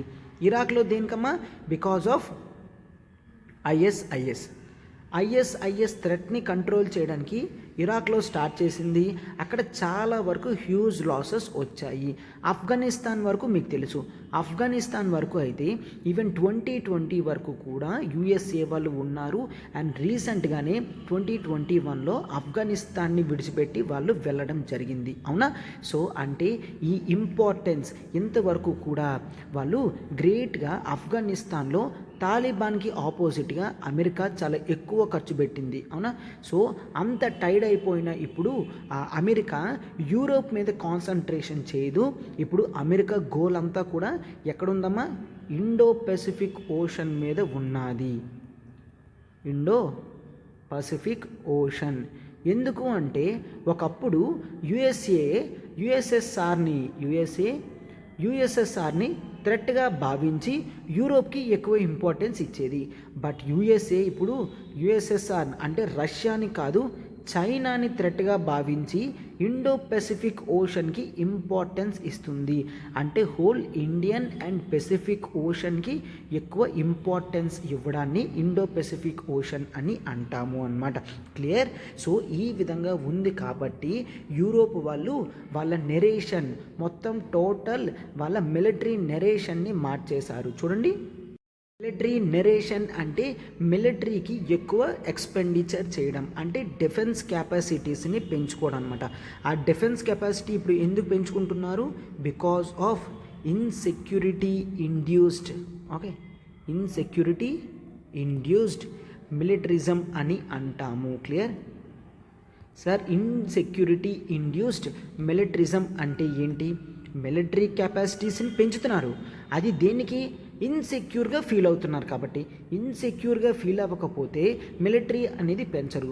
ఇప్పుడు ఇన్సెక్యూరిటీగా ఎందుకు ఫీల్ అవుతున్నారు, రష్యా ఉక్రెయిన్ మీద వార్ స్టార్ట్ చేసిన తర్వాత మిగిలిన యూరోప్ కంట్రీస్ని కూడా వార్ స్టార్ట్ చేస్తే ఏంటి సార్, మరి ఇన్ని రోజులు ఎందుకు వాళ్ళు అలాగా ఫీల్ అవ్వలేదు, ఇన్ని రోజులు వాళ్ళు ఏమనుకున్నారంటే రష్యాని యూరోప్ ట్రేడ్ రిలేషన్స్తో కంట్రోల్ చేస్తుంది అని అనుకున్నారు. సార్ ఏంటి అసలు అర్థం కాలేదు. చూడండి, రష్యా అట్లీస్ట్ 90% ఆఫ్ యూరోప్ యొక్క గ్యాస్ నీడ్స్ అన్నీ కూడా రష్యా ఫిల్ చేస్తుంది. అండ్ 70% ఆఫ్ ఆయిల్ నీడ్స్ అన్నీ కూడా యూరోప్ మీట్ చేస్తుంది. అండ్ యూరోప్ అనేది గ్రేట్ మార్కెట్ రష్యాకి. 90% of gas and 70 to 80% of oil needs అనేవి రష్యా సాటిస్ఫై చేస్తుందంటే యూరోప్ వల్ల చాలా డాలర్స్ అనేవి రష్యా వైపు వెళ్తుంది. అవునా? సో ఇంత ట్రేడ్ కమర్షియల్ రిలేషన్ ఉన్నప్పుడు ఎప్పుడూ కూడా రష్యా వార్ లాంటి సిచ్యువేషన్కి వెళ్ళలేదు. దాన్నే ట్రేడ్ కంట్రోల్డ్ రిలేషన్స్ అని అంటారు. అవునా? జనరల్గా ఇండియా కూడా చైనాతో వార్ వెళ్ళడానికి ఆలోచిస్తుంది. ఎందుకంటే హ్యూజ్ మార్కెట్ అనేది ఉంది అని ఎక్స్పెక్టేషన్తో. అండ్ మనం చాలా ఎక్కువ ఇంపోర్ట్స్ అనేవి చైనా నుంచి తెచ్చుకుంటున్నాం. అర్థమవుతుందా? Trade relations or commercial relations ఎప్పుడైనా ఉంటే ఇన్స్టెబిలిటీ ఆర్ ఇటువంటి అగ్రెసివ్ కండిషన్స్ అనేవి రావు. బట్ రష్యా మాత్రం కనీసం అవేవి కూడా ఆలోచించకుండా యూరోప్ ఎంత థ్రెట్స్కి గురి చేసినా కూడా రష్యా ఏమాత్రం ఆలోచించకుండా ఉక్రెయిన్ని అటాక్ చేయడం జరిగింది. అవునా? సో అందుకనే ఇప్పుడు రీసెంట్గా కూడా EU ఏం చేస్తుంది, మేము ఇంపార్టెన్స్ అనేది చాలా ఎక్కువ దీనికి డిఫెన్స్ మీద ఇప్పుడు పెడతాము అని చెప్పడం జరిగింది. క్లియర్? అందుకని ఇప్పుడు జనరల్గా వాళ్ళ పొలిటికల్ కమిట్మెంట్స్ కానీ ఫినాన్షియల్ రిసోర్సెస్ కానీ అన్నీ పెడుతున్నారు. ఫర్ ఎగ్జాంపుల్ ఒకసారి ఎగ్జాంపుల్ చూడమా, జర్మనీ ప్రామిస్ చేసింది అనమాట. యాజ్ ఆఫ్ నౌ వాళ్ళు ఎవ్రీ ఇయర్ కూడా యూరోస్ 50 బిలియన్ యూరోస్ 50 బిలియన్ దాకా డిఫెన్స్ మీద ఖర్చు పెడుతున్నారు. దీనికన్నా ఎక్స్ట్రా అంటే 50 ప్లస్ మరొక 100 బిలియన్ డిఫెన్స్ మీద ఖర్చు పెడతాము. క్లియర్? డిఫెన్స్ మీద ఖర్చు పెడతాము అని చెప్పడం జరిగింది. సో డిఫెన్స్ మీద మేము ఎక్కువ ఖర్చు పెడతాము అని చెప్పడం జరిగింది. అండ్ నెక్స్ట్ ఇయర్ కల్లా కొత్త న్యూ నేషనల్ సెక్యూరిటీ స్ట్రాటజీ తీసుకొస్తాము. New national security strategy. Clear? Next year కల్లా తీసుకొస్తాం.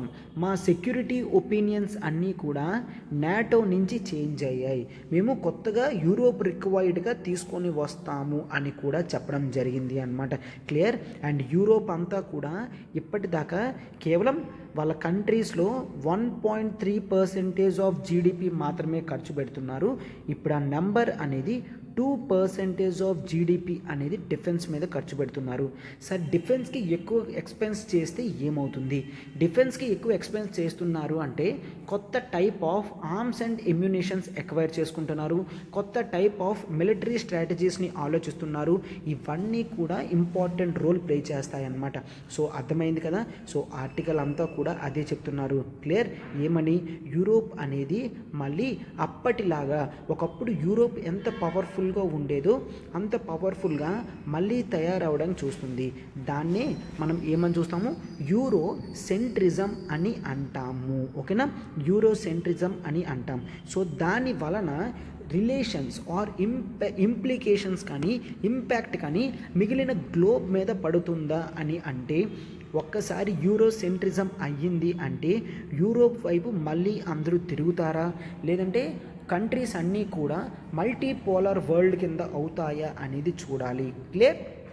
ఒకవేళ యూరోప్ నిజంగా సెంట్రిజం వరల్డ్ తీసుకోవాలి, డామినేషన్ చూపించాలి అనుకుంటే ఇంపాక్ట్ అవుతుంది. కానీ లేదు, వాళ్ళ సెక్యూరిటీ థ్రెట్ వరకు చూసుకుంటారు అంటే మాత్రమే వాళ్ళకి ఎటువంటి ప్రాబ్లం కూడా ఉండదు అన్నమాట.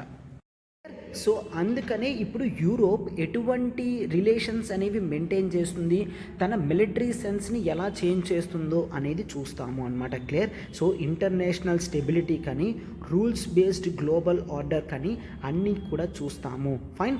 సో అందుకని ఇప్పుడు ఏ విధమైన యూరో సెంట్రిజం అనేది జరుగుతుందో ఆథర్ చూడాలి అని చెప్తున్నారు. బట్ ఒకటి మాత్రం కన్ఫర్మ్, ఒకప్పుడు యూరోప్కి వచ్చినంత పవర్ మళ్ళీ ఇప్పుడు యూరోప్కి రాదు. అప్పుడు కేవలం యూరోప్ మాత్రమే గ్లోబల్ పవర్గా ఉండేది, అంటే ఈవెన్ USA కన్నా ముందన్నమాట. బట్ ఇప్పుడు ఏషియన్ కంట్రీస్ అన్నీ కూడా డెవలప్ అవుతున్నాయి. Even if you take Japan కానీ ఆర్ ఇజ్రాయెల్ కానీ ఆస్ట్రేలియా కానీ ఇండియా కానీ చైనా కానీ సౌత్ ఆఫ్రికా కానీ బ్రెజిల్ కానీ ఇవన్నీ కూడా ఎక్కువ ఇంపార్టెన్స్ అండ్ ఇన్ఫ్లుయెన్స్ అనేవి చూపిస్తున్నాయి. కాబట్టి కేవలం యూరోప్ మాత్రమే యూరోసెంట్రిజం అవ్వడం కష్టం అని ఆథర్ ఇక్కడ చెప్తున్నారనమాట. బట్ ఈ యూరోసెంట్రిక్ వ్యూస్తో రిలేషన్స్ అనేవి డ్యామేజ్ అయ్యే ఛాన్సెస్ కూడా ఉంటాయి అని ఆథర్ అంటున్నారు. బట్ అదంతా కూడా మనం వెయిట్ అండ్ వాచ్ అప్రోచ్తో చూడాలి. అండ్ ఇండియా వరకు కూడా ఇండియాకి ఇప్పటిదాకా యూరోప్తో గుడ్ రిలేషన్స్ అనేవి మెయింటైన్ చేసింది కాబట్టి నెక్స్ట్ కూడా ఆ గుడ్ రిలేషన్స్ ఉంటాయి అని మనం ఎక్స్పెక్ట్ చేయగలము అన్నమాట. క్లియర్? సో నెక్స్ట్ ఏం జరుగుతుందో చూస్తాము అని ఆథర్ అంటున్నారు. ఇప్పుడు మనం మన నెక్స్ట్ ఆర్టికల్కి వెళ్తున్నాం. చూడండమ్మా. నెక్స్ట్ ఆర్టికల్ చూడమ్మా. Iran Belarus to be newest SCO members. Okay, Shanghai cooperation ఆర్గనైజేషన్లో కొత్త మెంబర్స్ ఎవరు జాయిన్ అవుతున్నారు? ఇరాన్ అండ్ బెలారస్ జాయిన్ అయ్యే ఛాన్సెస్ ఉన్నాయి అని చూస్తాము. ఓకేనా? అయితే షాంఘై కోఆపరేషన్ ఆర్గనైజేషన్ గురించి కాస్త బ్యాక్గ్రౌండ్ నాలెడ్జ్ అనేది తెచ్చుకుందామా. ఆ తర్వాత మనం ఆర్టికల్ ఇన్ లెంత్లో డిస్కస్ చేద్దాం. ఓకేనా? ఫస్ట్ ఆఫ్ ఆల్ దాన్ని ఏమంటామా? Shanghai cooperation organization. Okay, this is a permanent, ఇది ఒక పర్మనెంట్ ఇంటర్ గవర్నమెంటల్ అంటే at the level of governments meet అవుతున్నాయి కదా, దాన్నే permanent intergovernmental international organization అని అంటాము. Okay, international organization. Clear? Yes. So అందుకనే it is a Eurasian. Okay, it is a Eurasian political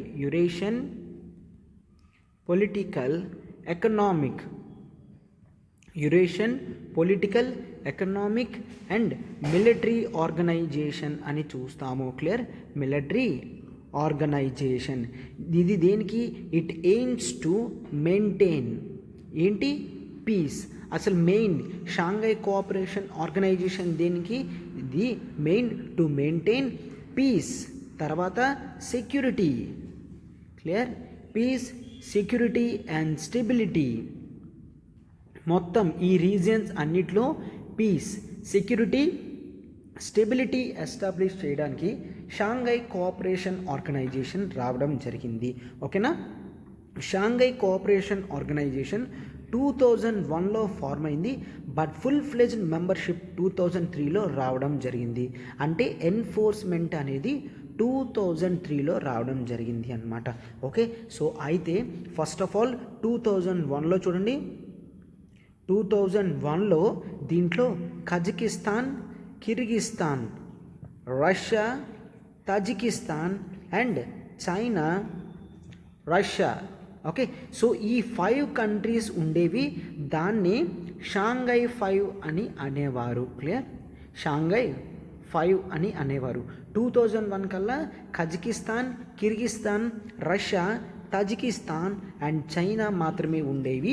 ఈ 5 కంట్రీస్ని షాంఘై 5 అని అనేవారు అన్నమాట. క్లియర్? అయితే ఇది మెయిన్ దేనికి? యుఎస్ఎస్ఆర్ డిసింటిగ్రేట్ అయిన తర్వాత ఈ మీరు కజకిస్తాన్, కిర్గిస్తాన్, తజికిస్తాన్ చూస్తే అవి యుఎస్ఎస్ఆర్ నుంచి డివైడ్ అయ్యాయి. అండ్ రష్యాకి వీటికి బార్డర్ ఇష్యూస్ ఉన్నాయి. అండ్ రష్యాకి చైనాకి కూడా బార్డర్ ఇష్యూస్ ఉన్నాయి. ఈ కంట్రీస్ అన్నీ కూడా ఆ బార్డర్ ఇష్యూస్ అనేవి పీస్ఫుల్గా సాల్వ్ చేసుకొని స్టెబిలిటీని ఎస్టాబ్లిష్ చేయడానికి షాంఘై కోఆపరేషన్ ఆర్గనైజేషన్ని తీసుకొని రావడం జరిగింది.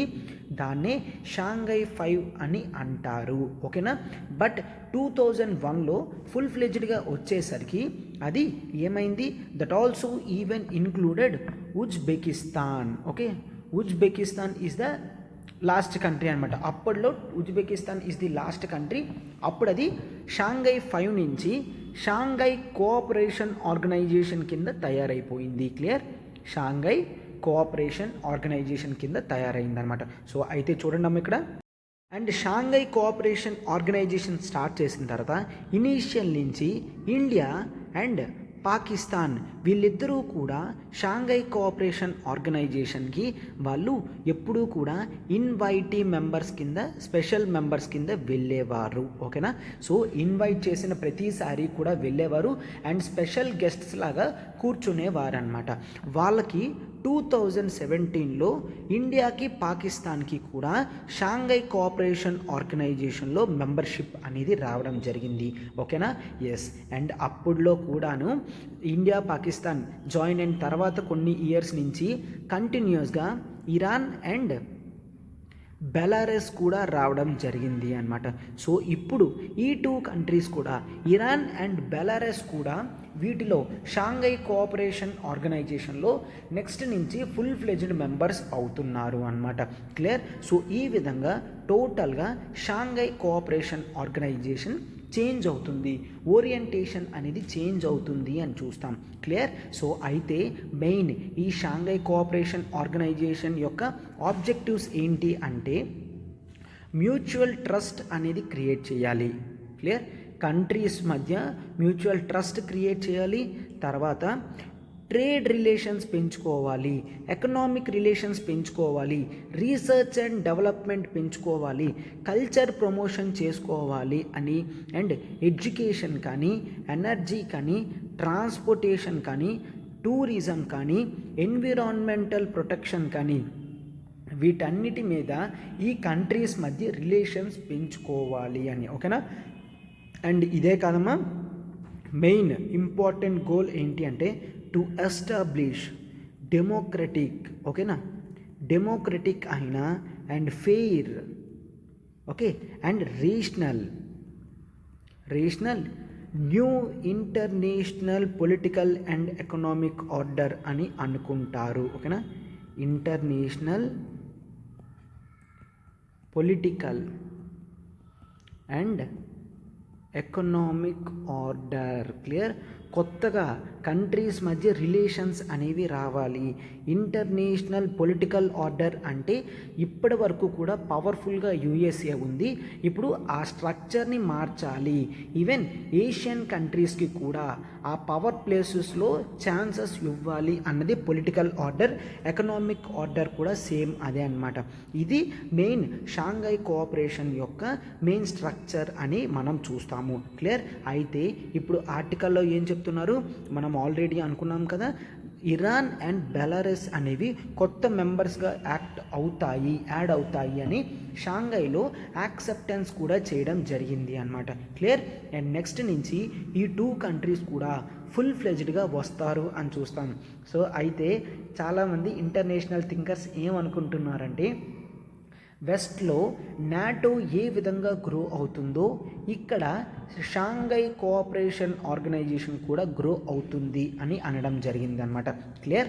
అయితే దానికి బదులుగా వీళ్ళు ఏం చెప్తున్నారంటే నాటోతో పోల్చాల్సిన అవసరం లేదు. ఎందుకు? నాటోకి షాంఘై కోఆపరేషన్ ఆర్గనైజేషన్కి చాలా డిఫరెన్సెస్ ఉన్నాయి. Clear. NATO purely on military alliances, but మేము మిలిటరీ ఏలియన్స్ కాదు, మేము economic relations, trade relations, cultural రిలేషన్స్ని పెంచుకోవడానికి గ్రూపింగ్లా ఫార్మ్ అయ్యాము. ఓకేనా. అండ్ నాటో అనేది కోల్డ్ వార్ సిచ్యువేషన్స్ నుంచి ఆలోచిస్తూ వస్తుంది, బట్ మాకు అటువంటి గోల్స్ ఏమీ లేవు అని చెప్తున్నారనమాట.